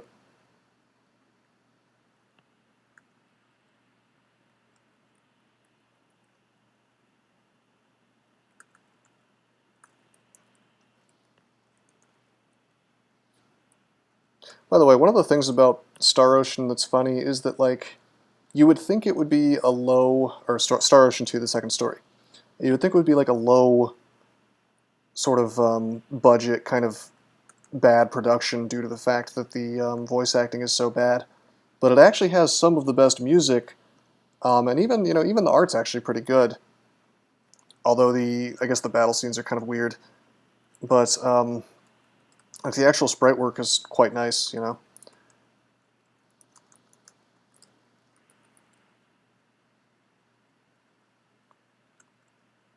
But I guess bad translations and bad voice acting were pretty common back then. That positioning was scary. What, because I was zerked? Also, why did I get berserked? Out of curiosity. Oh, shit! Oh yeah, the wardens I teleported away from. But guys, I just learned something. I just learned something that makes me a little bit nervous. The Ark of Chaos actually can jump to you. How? What? I didn't know that, man. This run just got horrifying. So I could just get arced and paralyzed, dude. What a piece of shit item. I mean, I got paid $6 to use it, so, you know, I'm not going to back out. I can't bust a contract, but I feel like I should have charged more. No, this is fun. But we could die, basically, at any time.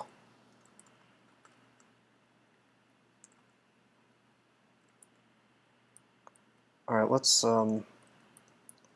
was going to identify some, no, I was going to enchant armor. This is wild, man. I'm surprised I haven't noticed that until just now. I guess I had to get zerked for it to come to light. Okay. That's the floor. Let's go purchase some things. If the game doesn't want to lag for me here. Thanks, Ebering. Is Ebering to blame for this as well? Because, you know, this is like another example of just like the stark disconnect in the way that he sees this game. I've noticed that him, and Gamblefunk for that matter, like the current dev team seems to think that adding more randomness to the game is like a good thing in and of itself, and I can't agree. I mean, like for an item like this, I guess it makes sense. But like I kind of liked it when it was a +0 to 27 mace, you know? But it seems crazy to me to put things into the game, like, you know, there were reasons you might want to use it when it was a 0 to 27 mace. It was actually a pretty neat pretty neat item if you were a mace user, you know, because the chaos didn't hit you. But in its current form, unless you're just like memeing, you would have to be insane to use this thing. Like, why do you want to use a weapon that could paralyze you every single time you swing it? You know, that's insane, right? I don't think that's just me being like a super optimal kind of player. Like, I think that's legit just like, why would you do it, you know? I mean, it makes sense for this run because it's just for fun, but why is that in the game, dude? But, I mean, I have to reiterate, like, this is the same dude who thought that, like, a permanent hit point cost, there was, like, a world where that's sane, like having a permanent hit point cost to vampire swapping, you know?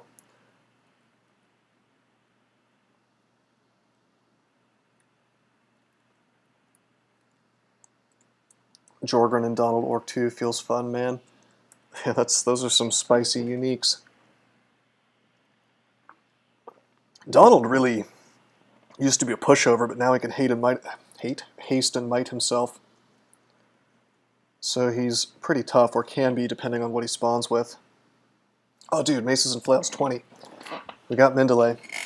So the question is, what do we want to train now? Excuse me, get a little dehydrated.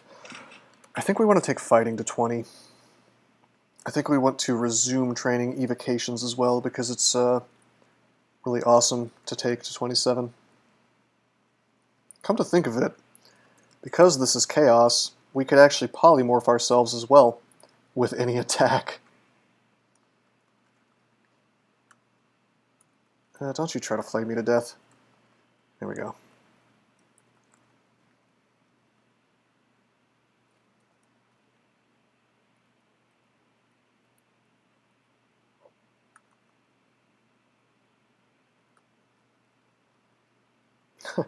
You know, considering that this could paralyze me, perhaps I should play a little more carefully and lure every single thing, but I cannot bring myself to do it on a deep dwarf. I'm just gonna not, I'm not gonna let myself get into super low hit point situations though. Or at least I'm probably not gonna swing during super low hit point situations. That'll kind of inform the way that I play when shit is really dangerous, so to speak, since I know that can happen.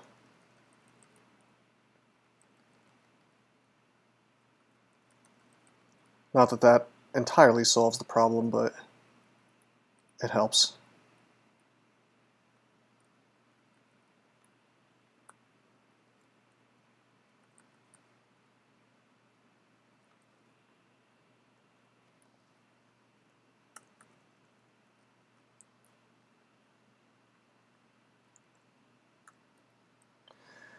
Alright, identify.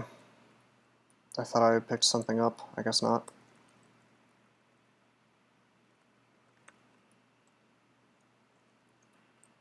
Bring a magical power. We do not need that.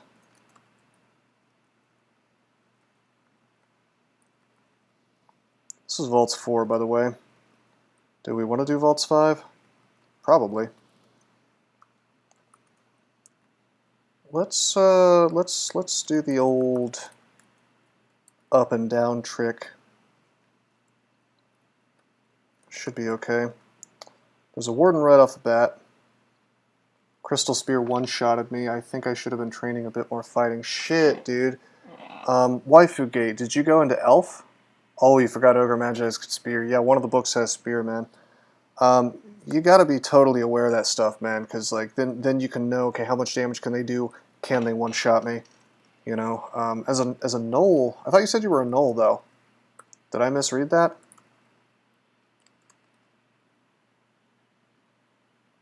Oh, Draconian. I don't know why I thought you were playing a Knoll. Yeah, the green Draconian. You probably should have been training more fighting, especially since they have a good fighting aptitude.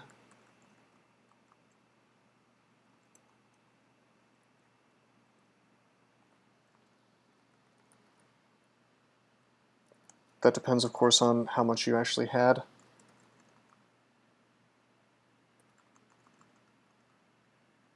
Okay, this stair dancing trick is working out pretty well.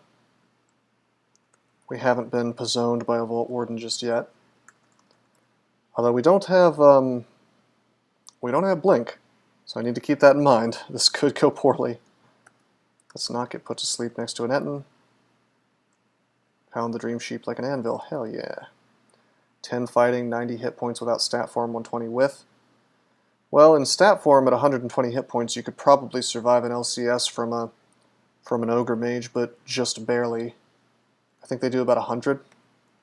That is reasonable training. The unreasonable thing that you did was probably more like, I'm guessing you... I mean, with the spells that you had, you should never have been in LCS range unless you auto-explored into it. Like, you could have... the thing is, Spear... Like, let's look at it. Ogre Mage. Crystal Spear, the range is only 3. He has to be, like, right up your ass for him to do that. So, like, if you are up against a Ogre Mage, you have to assume that he can paralyze you. You have to assume that he can LCS you. Like, all the worst things that he could do, you gotta assume until you know what book he does. And so you really want to keep them at range. And with BVC, the trick is just to, like, use it and then back off. Keep him in line of sight, keep the zombie hands groping him, you know, and eventually he goes down. But, like, that's just one of those threats. Like, you'll probably never have that happen again now that that's happened to you. You could even, if you wanted to, add Ogre Mage Force Mores so that the game sort of purposefully slows you down anytime an Ogre Mage is around. Or you could be totally crazy like me and make your screen flash every single time you see a Lich. Although I turned that off on the other server anyway.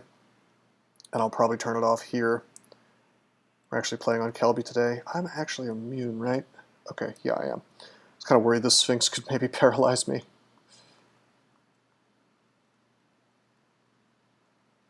That's Marjorie. To be fair, Ogre Mages are easy to underestimate. Yes, they really are. I'm going to pull this dude up.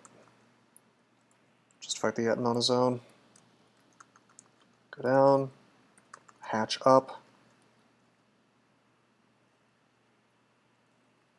Glaive of Pain. Longsword of Pain. Wow. But yeah, Ogre Mages are definitely, like, you can...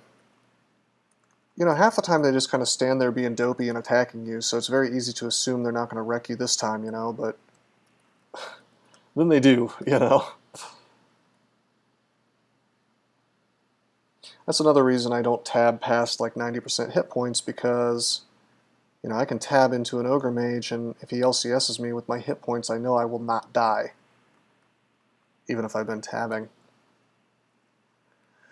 Scroll of Acquirement. We've got... You know, I don't really need to buy that much more stuff. Why don't we use Acquirement? Got a helmet, a shitty helmet. Stick with the hat. Also, I can drop EOS because we get Arlek from our hat. Yeah, Sally, I would agree that Ogre Mages are really annoying, but I think the problem really is not like... It's not really an Ogre Mage-centered problem, it's like a caster problem in this game. Because like sometimes casters will be completely a joke, and sometimes they will just make your life a living hell. Like that game I played earlier, where the freaking Frost Giant just like bolted me, and then bolted me, and then bolted me, and he proceeded to bolt of cold me like 9 turns in a row. It was outrageous. Who else can LCS? Liches, Ancient Liches, anything that has Annihilator in the name, so like Draconian Annihilators, Elf Annihilators. Some uniques, yeah, like Frederick. I think maybe some of the Demon Spawn classes, maybe? Probably not. Technically, Asterion can do it by way of the Chaos. Oops, I didn't mean to do a char dump there. Yeah, but he can do it through Major Destruction.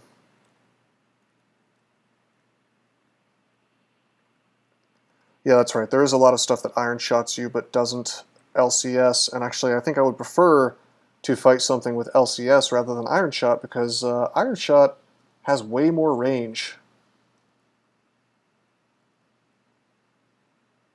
So it's a little harder to deal with. Am I just tabbing Vaults 5? Is that what we're doing today? Because I think that's what we're doing today. Imagine if I got paralyzed in the middle of all this stuff. big meme. Good streak gameplay. Come on, be honest with me. If you were playing a deep dwarf fighter, would you be taking this super seriously, or would you assume that you would be? Okay. I mean, I know I should be, but it's like if I try to play super seriously. Oh, you'd be doing this too. Okay, okay. It wouldn't make for fun Twitch streaming, I don't think, to watch me like painstakingly slowly lure every single thing. Also, let me save you guys some eye strain. I took off the flash screen message on the other server. I'm going to do the same thing here. It doesn't he? Look at my CeCK. Look at my CeCK code. CeCK Lua. Oh, toggle warnings. Little preview there for you of my terrible Lua, which does almost nothing right now.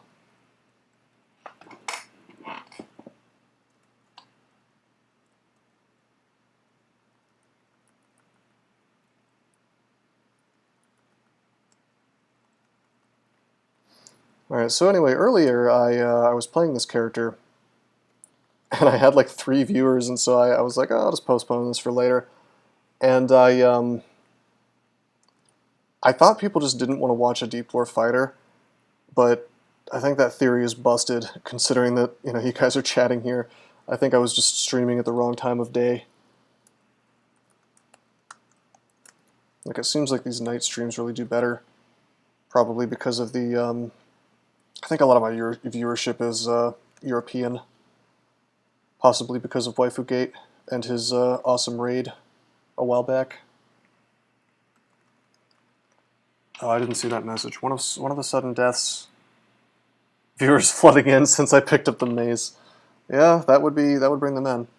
Yeah, what does this say though? One of the sudden deaths last week was someone with 42 AC taking 80 plus damage from Deep Elf Annihilator Iron Shot. That's the thing, dude. Like, GDR does not apply to anything except for melee attacks. So that means spells, but apparently that also means like just any ranged attack, even a bow. So you have to assume that like there's no minimum amount of damage that will be reduced unless it's a melee attack, you know? And so that's something you got to keep in mind. Like, you could have... Oh, shit. Oh, shit. Oh, shit. What's happening? Oh, shit. Alright, there was an eyeball, and I noticed it immediately, but as soon as it came into view, I guess I tabbed again? I could have sworn I had that on a force more. But then the Arc of Chaos just wrecked it. So, damn, is that not on a force more? Because I wasn't hitting enter, but it didn't force more. Where did it come into view? I don't see where it came into view. There it is. Floating eye comes into view. Where's my force more, bro? That's interesting. I'll have to look into what's going on there. I'm 100% certain that I have a force more for floating eye. Anyway, let's clouds these dudes. Oh, fucking sick! Look at how quickly these clouds are just going to erase this entire group of things.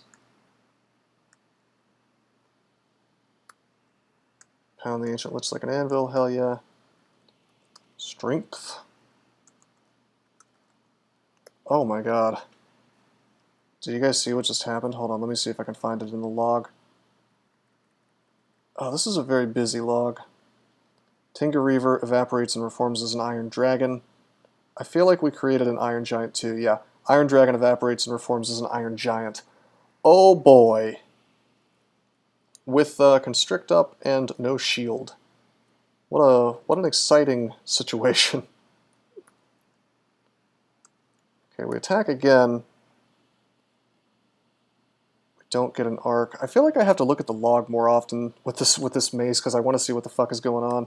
I'm going to teleport because this is terrifying, even with the fog. I'm swinging on the Iron Giant. He should die fast, but even so, I'm just a bit scared. Dude, look at how big the log, like when this arc goes, it just does 50 billion things. Arc of Chaos hits the Iron Giant dies. The ant is teleporting. What a wild and crazy, hey, what's up, Hardwood? Yeah, we are still going, man. And I think that if a NaNe Badger and Envy are still around, I suspect they are getting their money's worth out of the mace. I'm having a good time. Okay, Spirit Shield, that doesn't even work for Deep Dwarfs, so we don't want it. Cloak. That's the cloak slot anyway. Found an artifact ring. It's int, we don't need that.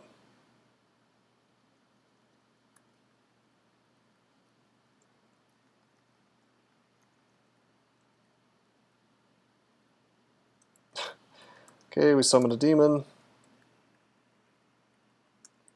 I almost want to like attack my allies just so I don't have to deal with that dumb message every time. Which is probably a sign that something is made wrong. You know, if I'm making choices based on the UI of the game, that's probably a sign that the UI is very intrusive.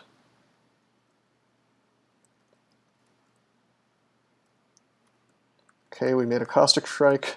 He didn't really do much to me, though. I do have our core all the time, so they're slightly less dangerous than they would be. Identify, nothing to identify. That's all of vaults. Yep, that's all of vaults. Okay.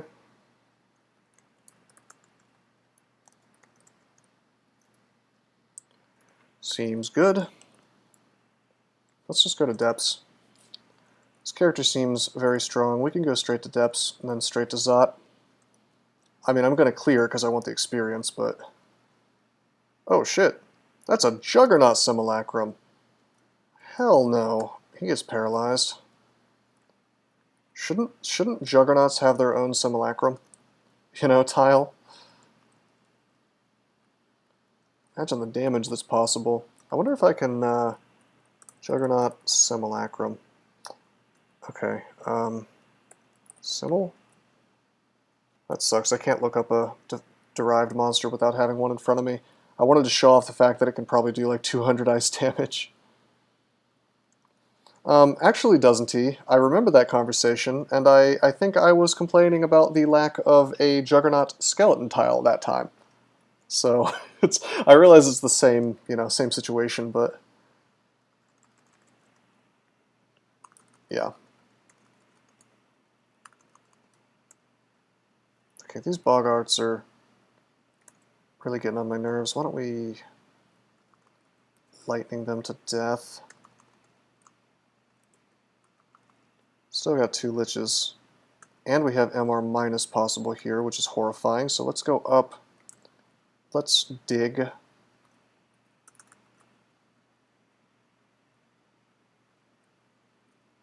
this is better.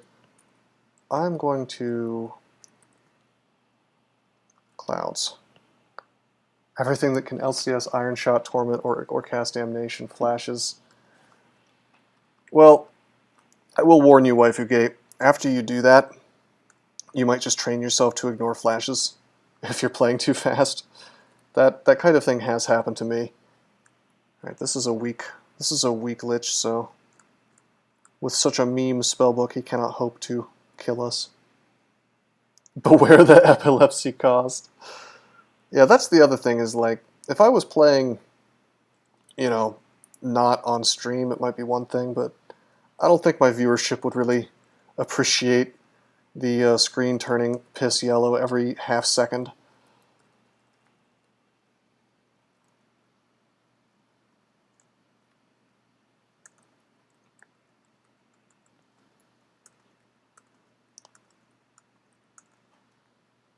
This guy's zerked as hell.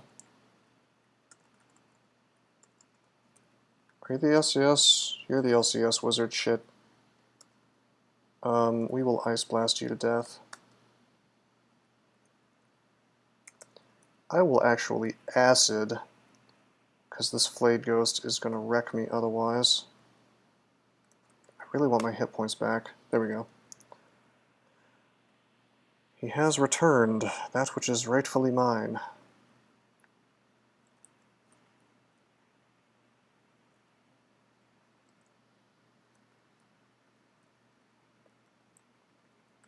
Should have a pretty straightforward depths. If I don't get memed on by like LCS or like I get parried and then LCS to death. Here's a ghost party. I'll amp blank. That one's just a warrior. Go into the hallway and fight this stuff. Cool. There is a large shield of ignorance. You guys, I want you to appreciate the irony here. We found one of, if not the best shields in the game. Well, it's not the best, but it's like an excellent, you know, super enchanted large shield. More than a regular large shield can be enchanted. And we found Arga, the best one-handed axe, arguably the best weapon in the entire game. So we found best shield, best weapon. And instead we're using the Mace of Variability. It's pretty funny stuff. Instead we're using the worst Randart. Is it the worst Randart? I guess it is, since it can just kill you outright, you know? I got a Wizlab. I wonder if trying to fight in melee with like Morg or something would be better or worse. Well, Obsidian Axe is like... Obsidian Axe is unironically an excellent weapon because you can just uncurse it and take it off whenever you feel like it, you know?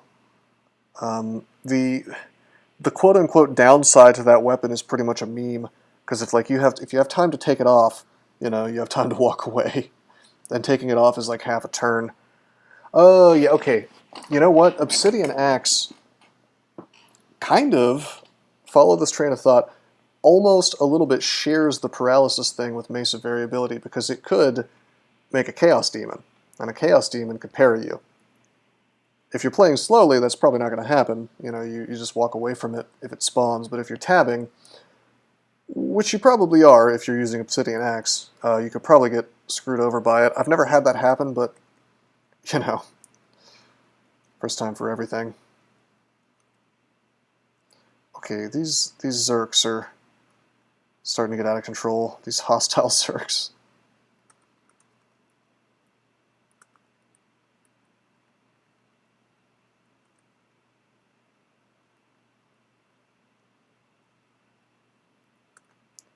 Does it count as a kill hole if I just chill out in a corner? Probably not.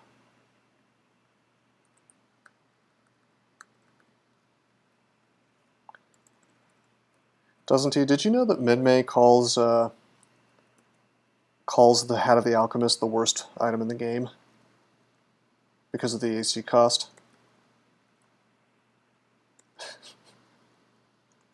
Just something that occurred to me. Because I was thinking about like how happy I was that I had full resistances because I turned something into a shock serpent. You know? And so I'm just trying to imagine how much more irritating and slow this game would be if I didn't have full resistances, and how awesome it is that I do. And all I had to do was trade a little bit of AC for it. Assumes you have every resist on a ring. Yeah, that almost never happens, you know. It's like I could definitely see avoiding the hat if you happen to have like swapping for everything, you know. But yeah, like you said, swapping, there is a playability cost. And like the cost, I'm not even talking about, and I assume you might mean the same thing, like the cost does not just come in the form of, oh no, I have to spend in-game time doing this, and it might be like a tactical cost. Like, I think what you're talking about, and the thing that I would say is way more significant, is just the fact, like, do you really want to fucking swap all the time? You know, is that how you want to play your game? Because I find that to be a little bit miserable, you know. I think that genuinely makes the game less fun to play if you do it enough. the burden on the headspace, yeah. I mean, I will often play a character slightly less optimally just to make the game less tedious, because I know I will play better overall if I don't have to devote a bunch of thought to like, oh no, I have to swap to this fire ring now. Because the thing is that I know that if I do it the other way, there is a non-zero chance I will forget. You know, yeah, and sure there are multi-elemental things that just kind of shut down the whole plan. But like something like MR, if you forget to swap MR on, you know, you're really you're cooking with gas. You know, like you could just die to para. So you know, it really could just murder you. By the way, we got Doraloke's tomb. That's my best attempt at pronouncing that. Doraloke? Doralaki, perhaps? Dorcole. Yeah, this is Dorcole's tomb. As time passes, apparently a lot of time... Oh, shit! That spooked me. I thought it would go one by one, not all of them at the same time. I thought, like, one door would open. Like, I forgot that's how that worked, because typically this place is dangerous enough that I will go down here and just wait for stuff to come. I think this may be the first time that I've stood out here while it happened. Fucking DCSS jump scares. Anyway, yeah, there's enemies in these little tombs.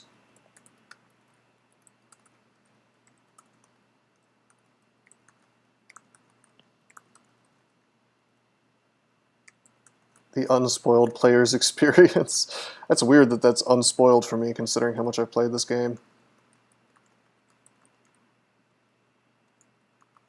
Oh, I see the coffin.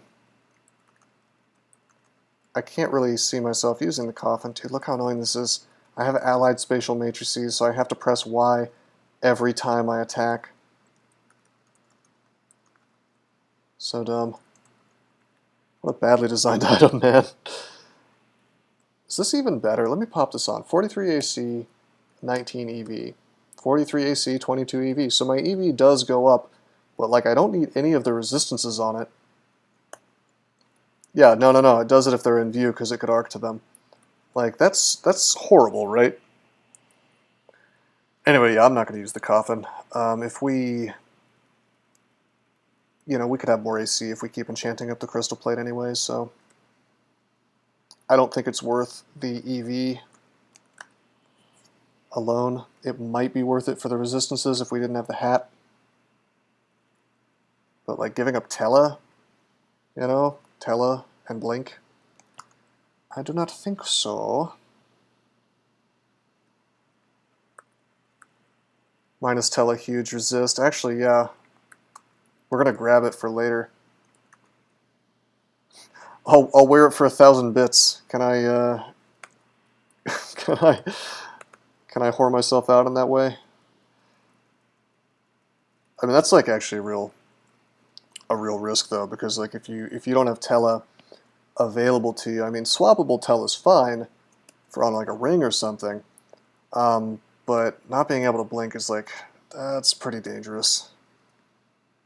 Okay, we're gonna take Sack of Spiders. Wand of Clouds I will set aside to buy for later. +5 Ring of Protection. Maybe if I had Sin from another source, that'd be worth using, but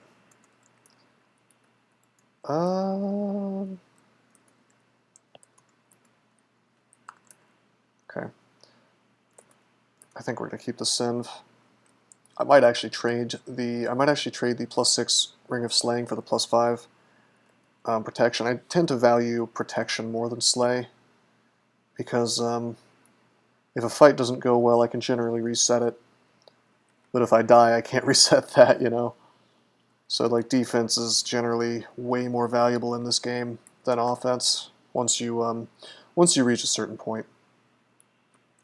Okay, I'm gonna dig my way in here. Holy shit! Dude, look at this. I almost have like old school levels of digging.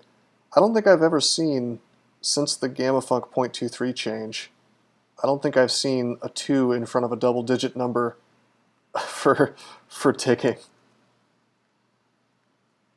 Pretty sick. Wow, one's in your inventory. Yeah, right. I should have just flown, by the way, but I wanted to open this up so I could easily walk away if something went wrong.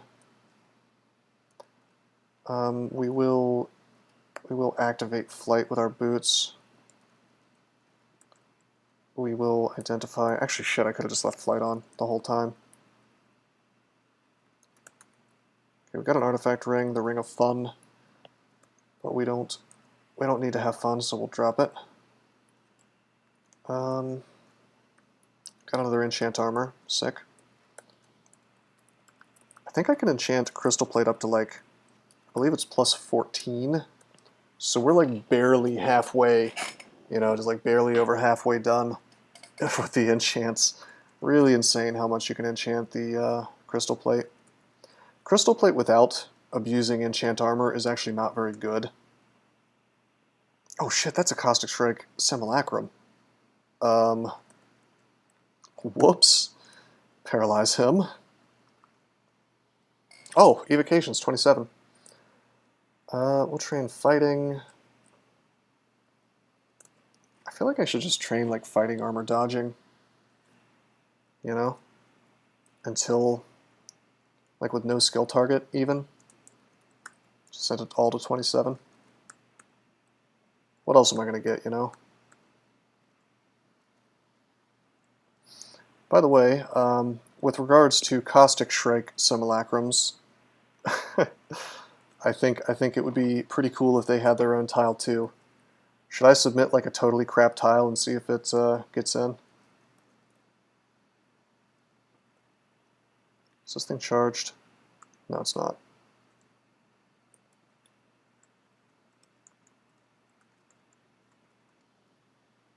Do it with an alt. I mean, yeah, I know that. Yeah, I mean that's the. I'd have to make like a pseudonym.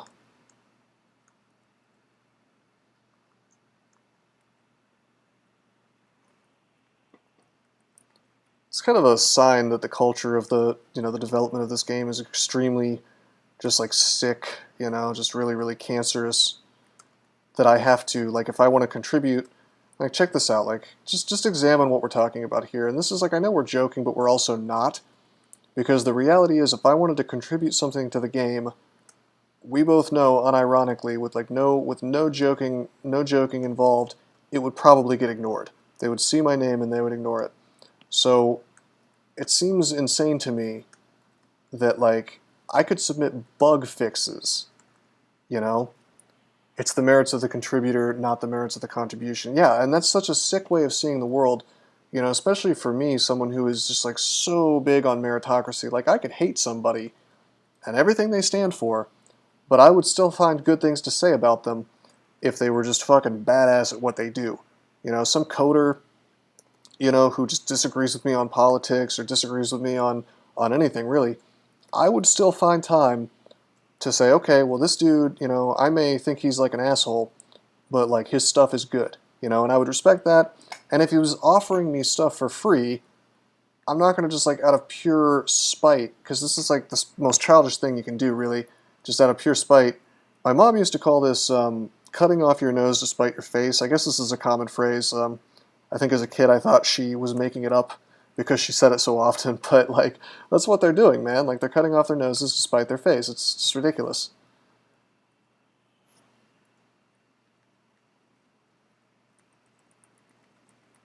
And it's hard for me to understand that mindset in an open source game that could do with some improvement, you know. Programmers don't grow on trees, especially ones that can competently navigate the fucking crawl code base, which is notorious for being meme tier complicated. Bro, these guys. This isn't dangerous, it's just annoying, these boggarts. Oh, I think we found a closet. Yep, room closet.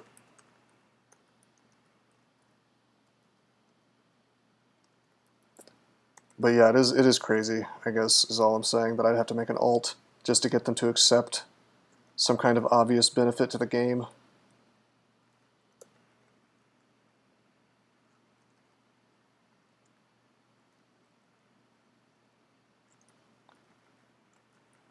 But I mean, in a way, that also, that whole closet, I was thinking about what you were saying, Dinky, and then like talking at the same time, and my brain just like crossed wires. We didn't know it was a broom closet either until Doesn't He looked up the title of the vault, and it's actually called Broom Closet. So don't worry, you're not alone. Let's pop into hell real quick just to get the horn. Oh my god. How rude. How rude. Hardwood, you're gonna get me banned on Twitch saying things like that.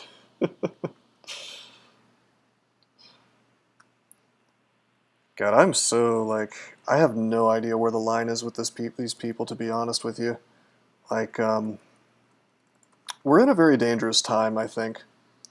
You know, society really does swing on these pendulums, right? And there's always a moral panic in any age. You know, when I was growing up, there was this thing called the Satanic Panic, and I'm sure you probably heard of it, where these sort of suburban middle-aged moms, we live in a society, I guess, gamers rise up. But yeah, like middle-aged moms thought that things like D&D somehow were like kids worshiping the devil, when it was really like nerds drinking energy drinks and sitting around a table saying that they cast magic missile at the darkness, you know? But like people thought that like video games were causing violence, you know, D&D's the devil. Like I had friends who couldn't play D&D with me because their moms thought it was like a gateway to devil worship. It's crazy. And actually that is Power Made Flesh, welcome to the stream, and that is false. There was a little drink called Balls Guarana. Alright, it comes in a blue glass sort of bottle. And it wasn't, I don't believe it was labeled as an energy drink, but like I always ordered a case of that shit every time I had a LAN party. It was delicious. It had probably way too much caffeine in it, but it was definitely qualified. I would say I would assume that it does battle with Monster or any other brand. Yeah, we have Murray here, which is giving me pause to slow down. Doesn't he? I'm trying to get the I have 27 evocations, dude, so I thought it would be okay for me to grab the horn for once, since it's kind of optimal to do. But then we had Murray, and I don't want to fool around with Murray, so I think I'm just gonna not. I used to play YGO when I was like 10. I don't know what that is. My friend's mom said it might be fun, but it was unhealthy for the soul. So she limited how much her son was allowed to play with me. Funny thing is, I later found out she was in a cult. Oh, Yu-Gi-Oh! I mean, that's like a wacky way to put it. I do think that there's nothing wrong with like limiting how much your kid plays video games and stuff, and like obviously you want your kid to spend some time outside. I mean, I understand not wanting your kid to like develop an addiction. You want to have them, ideally you want them to be having like a healthy social life, but when you start putting in terms of like, oh, it's bad for the soul, that seems a little crazy. Yeah, no, I understand. I'm not talking about like the height of the D&D moral panics, but I assure you that was still around in the 90s, on the tail end of it. Like I grew up in the tail end of the of all that, and I promise you that during the 90s that stuff was still around. I mean, it also helps that I should tell you that I was born in a state that is south side of America, so that kind of I was in a pretty Christian area, which probably helped that to still be more of a thing. But also I like you. I like the fact checking, just making these stories up. No, I'm just messing with you. But what I was getting to with the the whole moral panic thing is, like, I think that every single generation has one of these things. And I mean, it just never goes away because it's human nature. I'm going to go look at the crawl source. Yeah, that's what you should be devoting your sleuthing towards. Then you can really suffer. But yeah, I mean, today, what is today's moral panic, you know? And I think it's like, it's this like, oh, I'm offended type stuff, you know? To the point where I got to worry about people making fucking harmless jokes. I got to worry about people making harmless jokes on my Twitch channel, and I'm like, I'm not offended by anything, dude. It's so hard to offend me, man. I'm just like a very easygoing guy about that kind of thing. I think that everybody should just like take a step back and be a little less butthurt about everything. But like, it's insane to me that like on any platform, be it Twitch, Twitter, any kind of social media like that, like Facebook, Instagram, anything, you make the wrong joke, and suddenly you're Hitler, you know, and that should horrify anybody who's a fan of free speech, and it should also horrify anybody who just like wants there to be fun allowed in the world, you know. And it's like, why should a couple dudes in Silicon Valley determine whether people, you know, what jokes are okay? You know, what are they, the joke police? It's like, but that's really how it works, man. You say the wrong thing, even in jest, and you might lose your whole career if you make money on the internet, you know. And this is something I talk about a lot on my website, on Rose Crypto, because like one of the main reasons that I'm into Bitcoin is the fact that it is so, you know, pro free speech. It lets you, like, I can send money to somebody, and like Patreon can't tell me no, PayPal can't tell me no, credit card companies can't tell me no. Like, no dickhead can stand. Like, no petty kind of parasitic gatekeeper can stand in between me getting or sending, like receiving or sending Bitcoin, you know. So you can't like impose your morality or like your joke patrol, you know, like, oh, you said the wrong thing, I'm mad, I'm offended, well, you know, fuck you, you know. Oh, that's an interesting theory, Hardwood.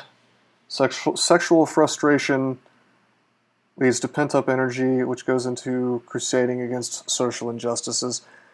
Maybe. I'm actually of the mind that people are kind of oversexed. Well, they're both under and oversexed at the same time. I think people, and statistics bear this out, people are actually having less sex than they used to. But then again, like, stuff like porn is everywhere, you know? So I imagine that if you are exposed to so much just like totally licentious stuff, but then you're not actually doing anything about it, yeah, I guess that could turn people a little bit crazy. That's an interesting theory, I'll say that. I hadn't really thought of that, but I could see it.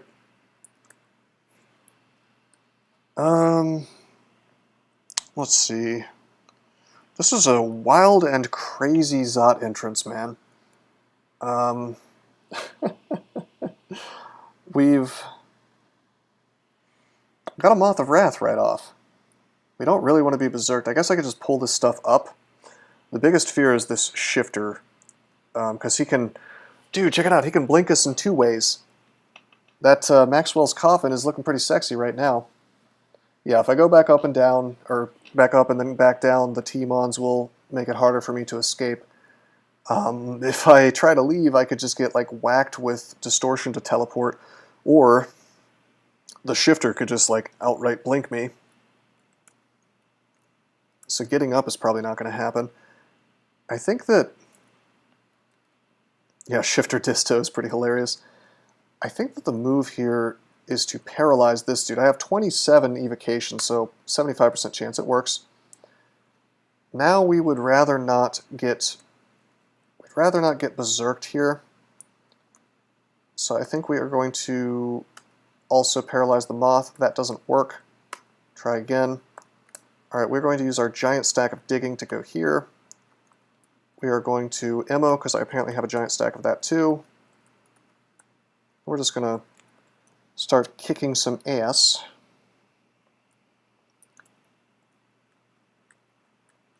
Oh. Please don't slow me.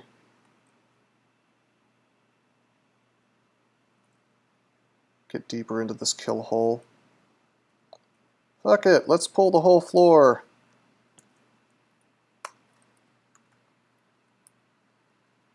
I went to watch an Antifa rally once with some friends. We leaned on a tree and smoked some cigars. There were free cookies and food, which we helped ourselves to. Honestly, the experience and the people there looked a bit like that. Okay, all right. I mean, I imagine the politics at those two places would be similar, right?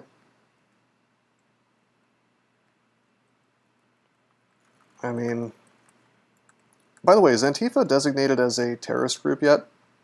It later turned violent. Yeah, every time I hear about an Antifa rally, I hear about them like hitting people in the back of the head with bike locks and stuff, which is, I mean, people should denounce violence, I think. That's part of being a free speech enthusiast, is that, you know, you can't have a conversation when you're getting punched in the head, and you can't have a conversation when you're punching someone in the head. You know, nobody really benefits from that. Oh, I mean, I guess the person doing the punching does, unless they go to jail, but, like, it's obviously not the right thing to do.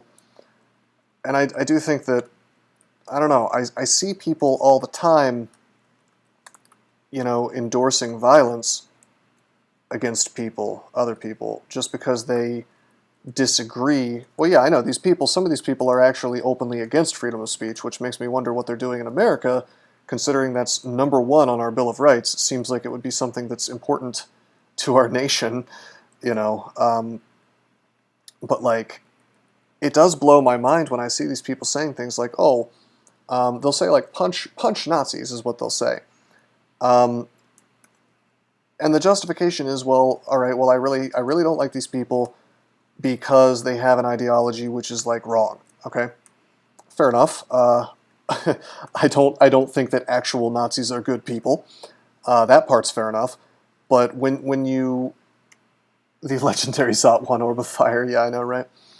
But, like, when you try to justify, when you suddenly try to justify violence against somebody just because you hate their ideology, even, and by the way, this is true even if the ideology is actually terrible, there's a line being crossed there, because, like, what's stopping them from then justifying violence against you? You can't have a civilization that way, you know? You can't do that. And so it's sort of mind-blowing to me to see these people so enthusiastic, like they really are endorsing violence against the people they disagree with, and that is so mind-blowing to me, because it's like, do you understand the end result of that, at least I would assume, is like a civil war, man. Like, you can't hit somebody and not expect them to punch you back. You know, like, there's two sides to that street. And that seems to be, to me, that seems to be like the inevitable result. And so anybody who doesn't, you know, want blood in the streets, you would think that they would be like me, and they would not. You know, they would be, like, seriously against that kind of thing. But man, like, it is so common to see people just casually saying this stuff. And then, of course, you have to ask, like, when you say things like, yeah, I agree, doesn't he? It seems like that's what they want. But, like, I really have to stress this. Like, people say things like punch Nazis, right? And that is really convenient because there's really nothing more hated in 2019 America than the idea of a Nazi. But then you have to ask, like, how are these people defining the word Nazi? I've been called a Nazi, okay? I'm not a Nazi. In fact, like, one of the only political things that I really talk about, I mean, I talk about politics a lot, but usually it's in the context of me just being pro-freedom of speech. People are very happy to put the sort of mark of Satan on you, you know? Like, they are happy to call you a demon, whatever their personal idea of a demon is. You know, whether that's, like, you know, and it could be somebody on the right as well. I had a day on Twitter where I was called a liberal, a conservative, and a Nazi all on the same day by different people. And all of the three things were being used as pejoratives, you know?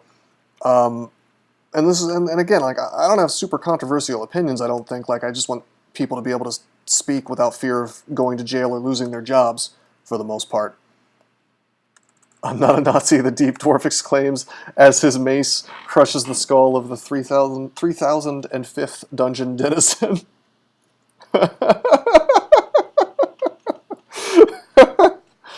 That's pretty good. Maybe I'm just role-playing as that in this game.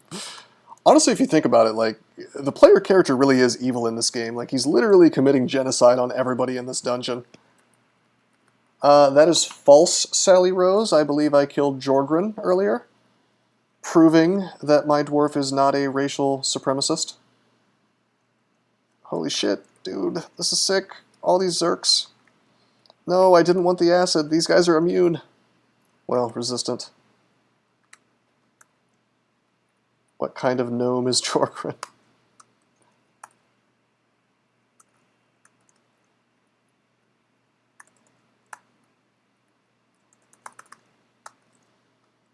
Dude, stop. Stop. Make this end. Make this engagement end. I have -8 core and slow. Okay. Okay, wands, get me out of this. It wasn't like super dangerous, but it certainly looked really ugly. Polarization is something that comes easily with bipartisan American politics. Kind of. I mean, I guess places like the UK have way more parties, but I do think it's very natural, unfortunately, for people to sort of divide themselves into Team 1 versus Team 2, you know? Red versus blue, black versus white. Like, people are so quick. And this is that splitting thing like I was talking about. Fuck! Oh no. Oh no. Hold that thought. I am zerked. I think I try to go up. I have enough strength. Okay, this is fine. I just got zerked, which makes me lose control of my character in terms of, like, all I can do is swing. I'm really like a big boss hog for a little while when I swing on things. Like, I do more damage and I'm fast, but as soon as it ends, I could get paralyzed, or at least I will be slowed for a while. And we were in such a position that it might have been hard for us to even go up that staircase to avoid the rest of the stuff, because there was a tentacle monstrosity who can sort of, it's called constriction, where they wrap their tentacles, their tentacles around me. All 10 of their tackles. But this is fine now. These freaking Maws of Wrath can do that to you every time they bite you.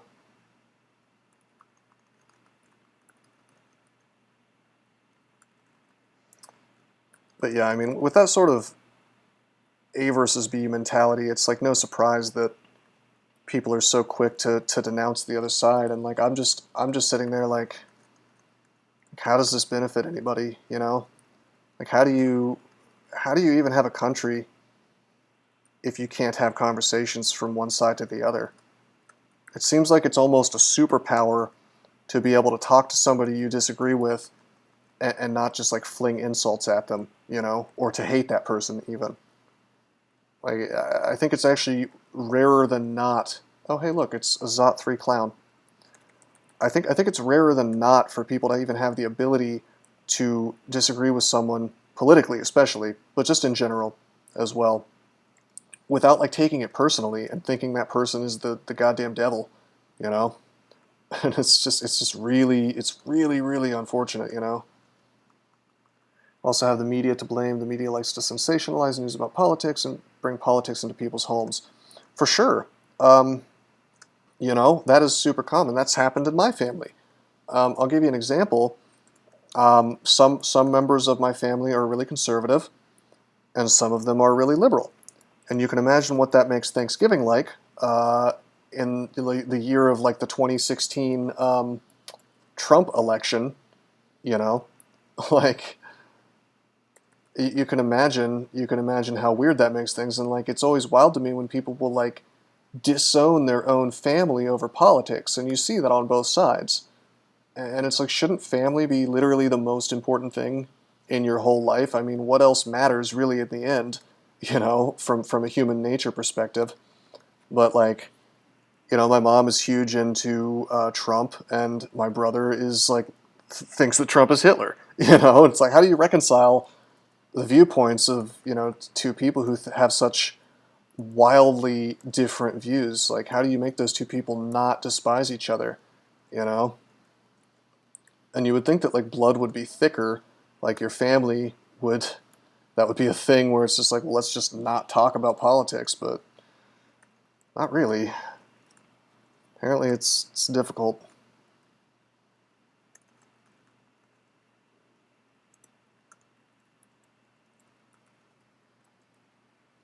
Thanksgiving should be about turkey. Well, I'm a Polak, right? So like our Thanksgivings, our holidays are fucking incredible with the food, right? Because not only do we have the American, like the turkey stuff, but we make pierogies, which is sort of a fun family activity since it's a multi-step process that takes all day. You know, I don't know if you've ever had a pierogi, but technically the singular is pierog, but nobody says that. They're really, really good, especially like homemade ones from somebody who's actually Polish. We have those, we have kielbasa sausage, we have, sometimes we have this sort of Polish chicken soup called lanachasta. Really good stuff. When you find an obsidian statue on floor 10 and you're in EE, sounds like an easy kill there, Waifugate. You have spelled that pirogu. Let me spell this for you. Pirogi. There you go. Technically, you just drop the I for the singular, but like I said, nobody really follows that rule. Pierogies is not even the plural. Oh, you're making. Oh my God. Terrible. I didn't even understand. The pun was so bad, I didn't understand it. No, I get it. I get it now. I understand. I think I probably would have gotten it if I wasn't sleepy. But we have to finish the game, man. We're on Zot 4. Actually, credit where credit is due. That was actually pretty good. Pirog. Pirog-like. No, it's like a cooking-based roguelike. And if you burn the pierogies, then you lose forever. No redos. Deletes the game off your hard drive.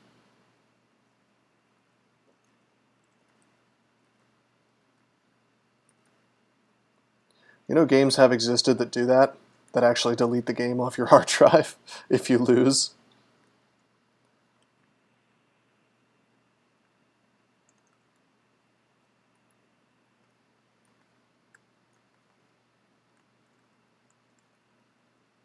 There's an OS that does that. Wow. Sounds fun, right? Suicide Linux? That sounds terrifying.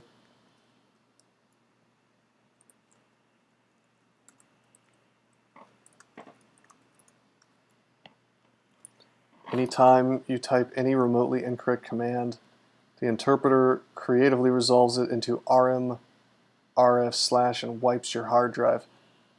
Holy shit, my system would be bricked in like a day. Well, I shouldn't say bricked, but you know what I mean. Oh, Sally Roses, I heard about that. Isn't it like, it's like a bullet hell type game? and like you also have to avoid shooting certain enemies because they represent core system files, and so if you shoot the wrong thing, you just like destroy your system. Why would anyone play this?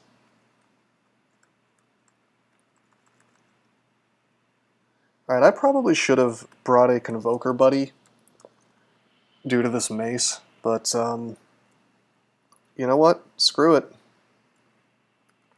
Yeah, Waifugate, why don't you just chill with us at the end of this stream, which is coming soon. I mean, we're in Zot.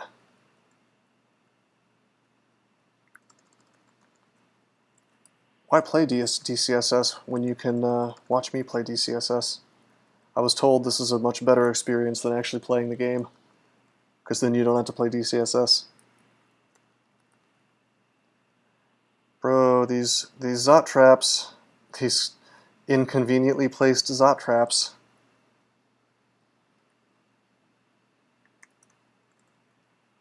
Wow, Hardwood, that is you just upgraded the consequences. I don't think that's a good idea.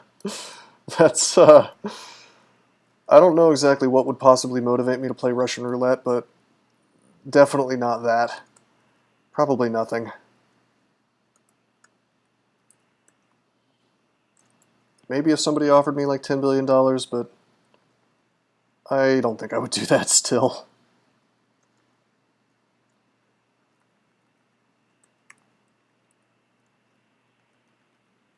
Oh, dude, it's like that movie. Isn't there a movie where they're playing the game and it's like a famously bad movie with dumb lines, and the kid is like, "If you die in the game, you die for real."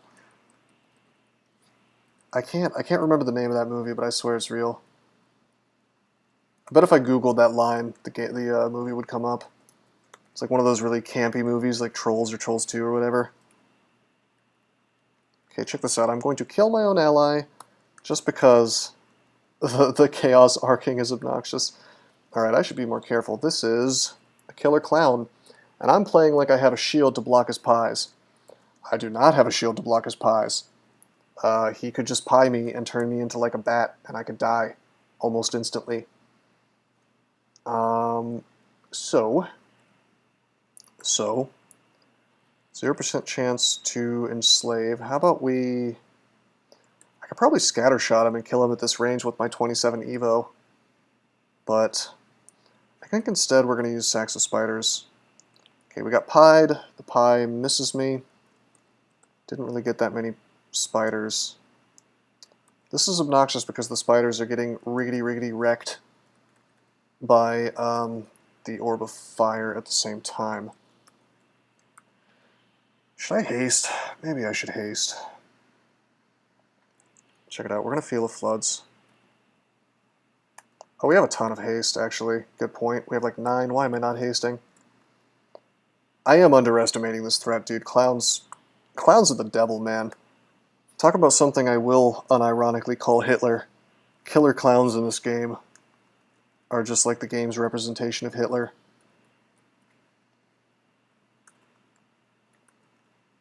Alright, we're going to acid. It's pretty safe right now. They can't pie me with all this stuff in the way. I already have minus potion. Shit. We got pied and we got minus potion. Dude.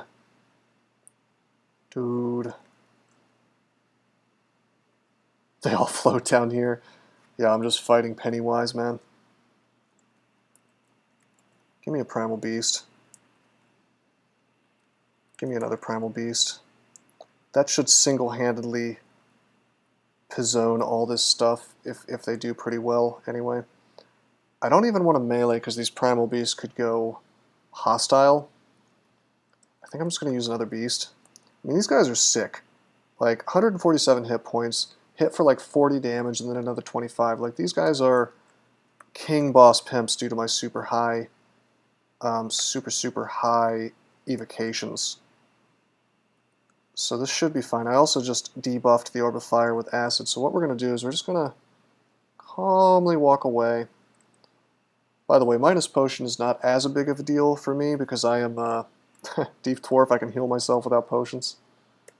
Let's Acid these dudes. Actually, no, we can't. Well, I could hit the Guardian, but not the Moth. I screwed up. I should have Wrathed, or I should have feared to get rid of the Moth of Wrath before he zerked the Orb Guardian. But I actually want him to zerk the Killer Clowns, so maybe that's not a mistake. I don't know. I'm going to Ice Blast. Probably overusing this my consumables to some degree, but you don't think they'll zerk clowns? They really put that in as like a... Really? That's obnoxious. Oh well, the Primal Beasts just completely wreck the situation, as I knew they would.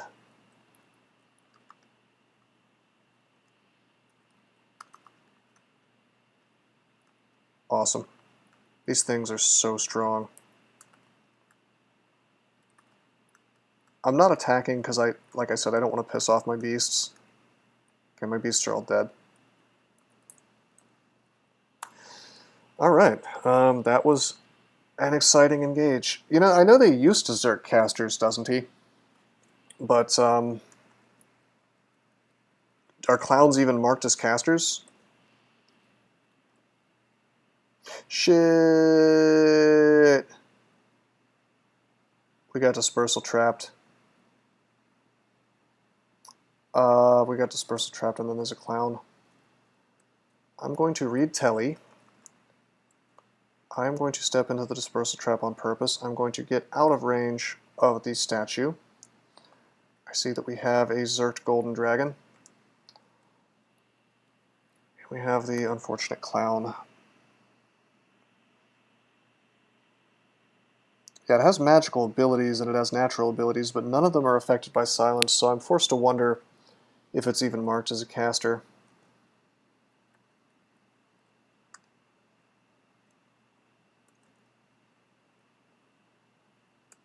Oh wait, I just aimed that wrong. Oh well. Teleport will kick in at some point. Okay, cool. This is great. Scattershot. Hold up. Bro, did that killer clown just survive a 27 Evo point-blank scattershot? Is that even possible? I guess it did. Alright, well, let's just haste up here. And Agi. And Might. And swing this stuff to death. I've just about had it with playing with clowns. I say as a clown comes into view.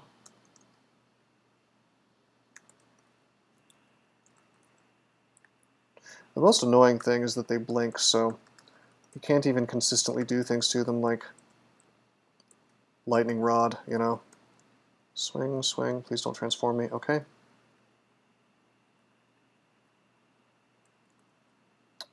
Oh right, this can Zerk these dudes at a distance.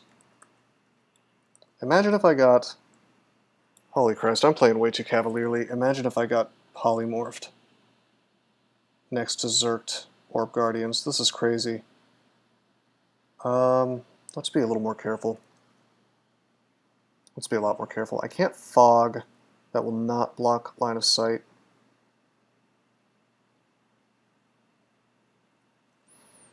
Dude. I think we're going to use Box of Beasts. It made it over there? That's weird. It won't make it in the it won't make it in the Thunder, I guess. Interesting. I thought it would appear right next to me. Okay, we're gonna Phantom Mirror this dude. Keep pieing me, that's fine.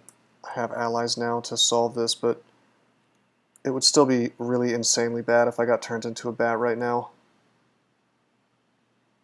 Terrifying, really. But there's no good solution that guarantees I survive.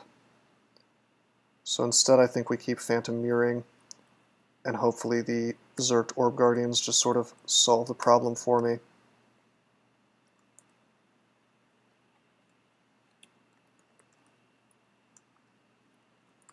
Okay guys, have fun. Have fun, clowns. Orb Guardian evaporates and reforms as a Hydra. That was actually a moon pie. And my Orb Guardians, oh my fucking god, this ability is so stupid. Why is this in the game? So bad. Alright, I'm just gonna swing. Okay. Acid. Dude, I gotta read Telly. Just in case. Like, there's just too much. There's too many clowns, man. This is horrifying.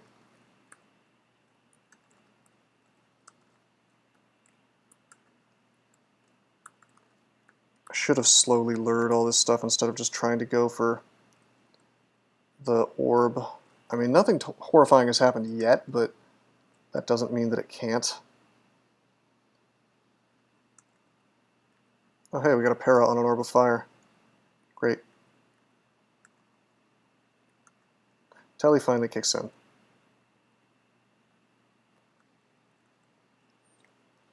Great.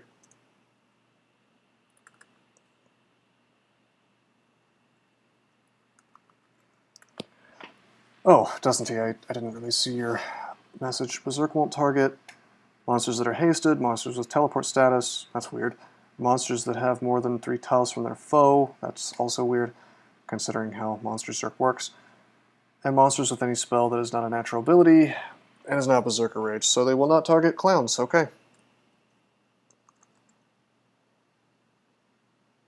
Bro. Okay. Let's take a step. Unfortunately, we're getting freaking distoed. Yeah, Salty. DDFi is a very, very fast kind of game. I'm gonna make like a billion primal beasts. I'm also gonna use fears so these moths go away.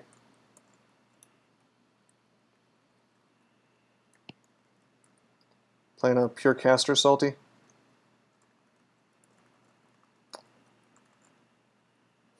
You, I'm not sure if were you here when people donated to make me use this mace? It's a really classic moment there.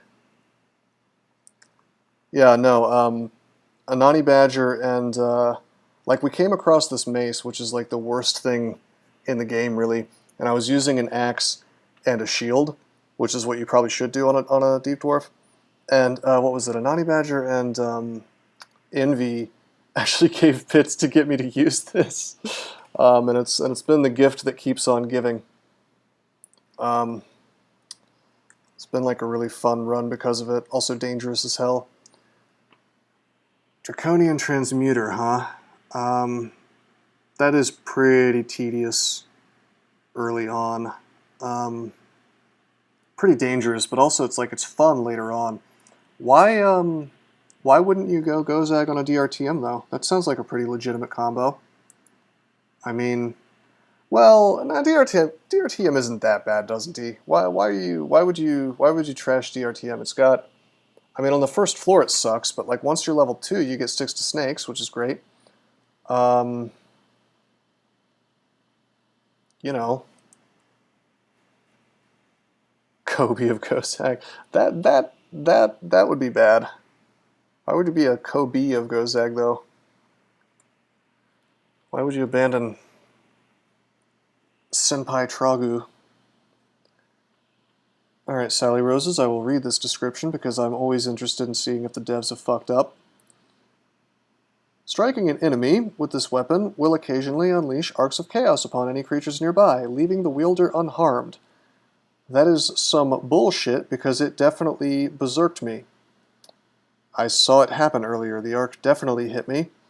Maybe it means it can't do damage to you, or maybe Ebering just wrote the wrong thing here. Either way, I am disappointed because that is definitely going to give people the wrong idea about how this thing works. Unharmed, eh? Oh, I believe you. 10 seconds later, I'm paralyzed to death.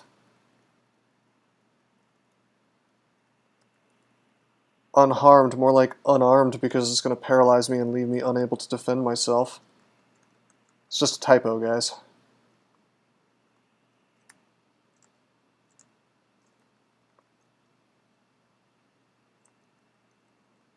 I'm actually going to finish out Zot 5. We've had just such an exciting time here already with these clowns and no shield. That's, so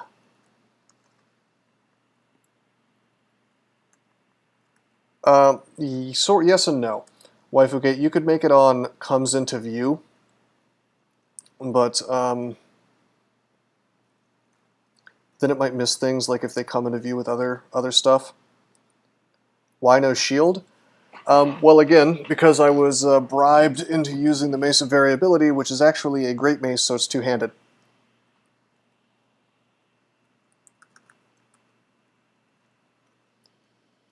And what's hilarious about this, Salty, is that the best weapon in the game spawned after I was paid off. The Mithril Axe Arga, which I am not allowed to use because I have been, I can't bust a contract, right? But I am giving up the best weapon in the game. And then on top of that, one of the best shields in the game spawned. So, yeah, it's pretty fun.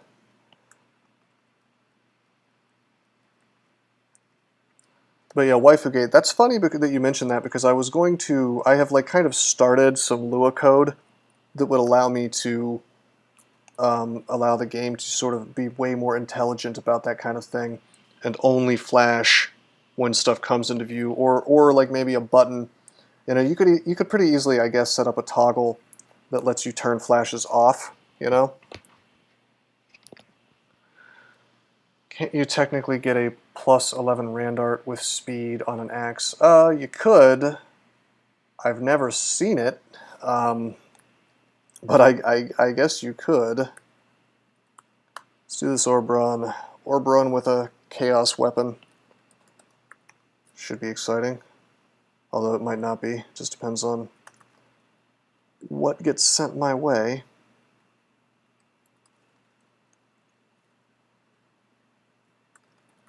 Name of the game on the Orbron is walking away from stuff. You generally do not want to fight unless the thing is already next to you or is faster than you. Considering the sort of lack of luck that we had in Zot with all those clowns, all those horrifying clowns, maybe we'll get lucky and not have Panlords. Rosebuds. I found an early shield and an early +6 mace with RF plus. Instead of going unarmed combat on my DrTm, I went maces shields evo to get me through to the late game. Did I fuck up? Pale Draconian. I don't think that mace is good enough for you to swap to that, for skills, especially on a character that started with unarmed combat and has, like very, very, very, very quickly, blade hands would be better than that mace. With that said, it's a good swap for RF plus, and just because you find that mace and want to use that mace doesn't mean that you have to train maces. It also doesn't mean that you have to train maces a lot. If I found that super early, I'd probably use it, especially if it had a brand. I don't know if it had a brand or not. You didn't say. You only trained it to 8. That doesn't sound like much of a mistake to me. I probably would have trained it a little less, just enough to get the, what? That sounds weird. Is that possible? That's not possible. You can't have a mace with RF plus and no brand, I think. Because that means it's an artifact. Do I have a brain aneurysm? Hold on, let me open an RD. It always has a brand, right? Every single time. Oh, crush. Yeah, so that's a really excellent weapon for the early game. You definitely had the right idea there. I just wouldn't necessarily have trained it quite so much. But 8 is almost no investment. I don't think that, if you died, I don't think that would be the reason why you died. I took shields to 15 like a noob, but I needed defense. That is not a noob move. I would have done the same thing. Oh, you haven't died yet. Okay, cool. I'm sorry. I was under the impression that you died for some reason. Yeah, 15 shields for a shield, like even on a caster. Bro, that is like A-okay in my book, man. Yeah, it is a hard transition. It's really annoying to get it online, but like the amount of rewards you get for that is so high, man.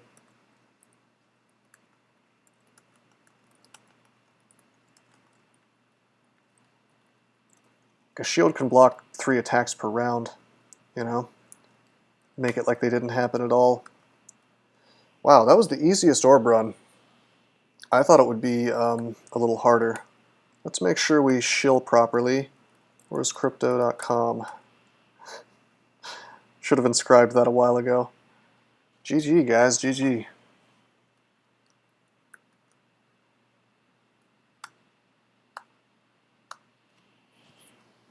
Hell yeah. All right, that was the fifth win, man. Tell Wesley I said thank you, please. All right, very good, very good. So it looks like the next game, which I am not going to start tonight because it's really late. The next game is going to be a Cobalt Conjurer. Kind of funny that we have two Kobolds in this streak so early on. We had a Cobalt Earth Elementalist before. But it might play a bit differently. Then again, I might go straight into Earth Magic if I find it. Who knows?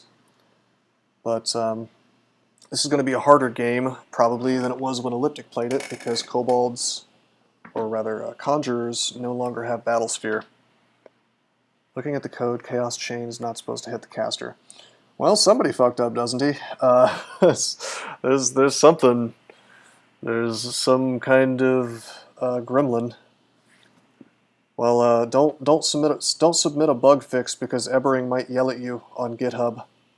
Better not submit bug fixes to Dungeon Crawl. Hey Sally, thanks. That's really helpful.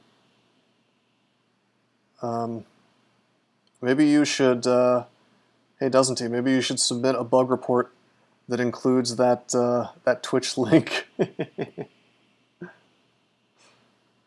But that's the thing, man. Like, I have to wonder, why would you even want to contribute to a game where that's the culture, where you have to make an alt account to not get berated on the GitHub, or to even to have your bug fixes and your you know, your PRs, as they're called, paid attention to and not completely ignored. Like, for me, I think I love this game so much. It's a great game, but the current dev team is just like, they seem to hate the player base, and I would really love to see someone get super serious about a fork, because, like, if you had a really devoted team that was working on a fork and creating new content on a regular basis and really having the social element, I do believe it could overtake mainline, you know? I don't know. I mean, I've thought about doing it, and I might.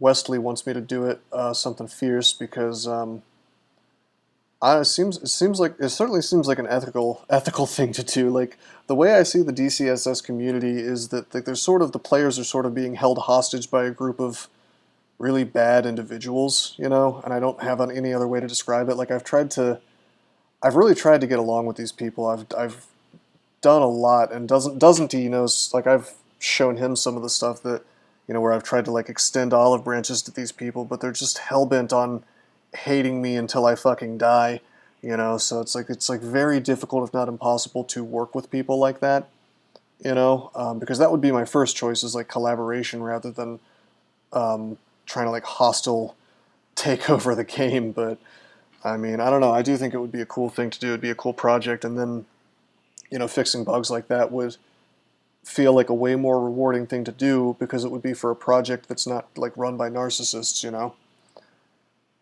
Hey, doesn't he? You're confused by crawl code. What a surprise. It's almost like crawl code is hard to follow.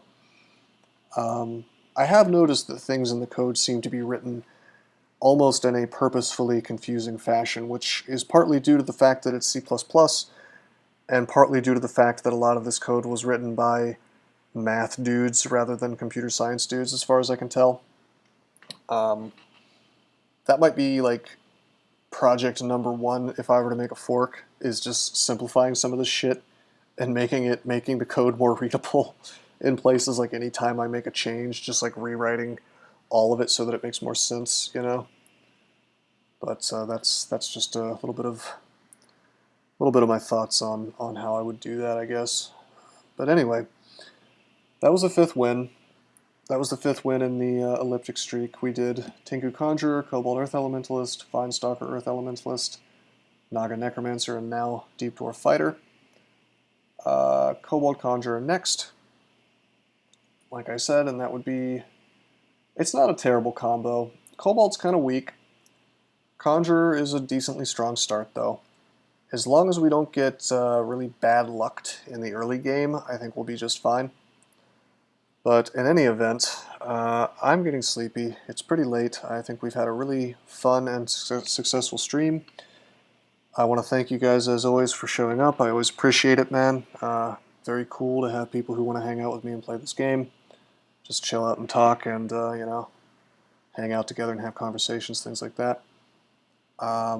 Thanks to everybody who sent bits. Thanks to everybody who didn't. And until next time, I am signing out. Did you know that there are many ways that you can help support this channel? Read about them on rosecrypto.com/support. At Rose Crypto, you can learn all about cool things like the Brave web browser, Bitcoin, and other cryptocurrencies. Thanks for watching, and don't forget to like and subscribe.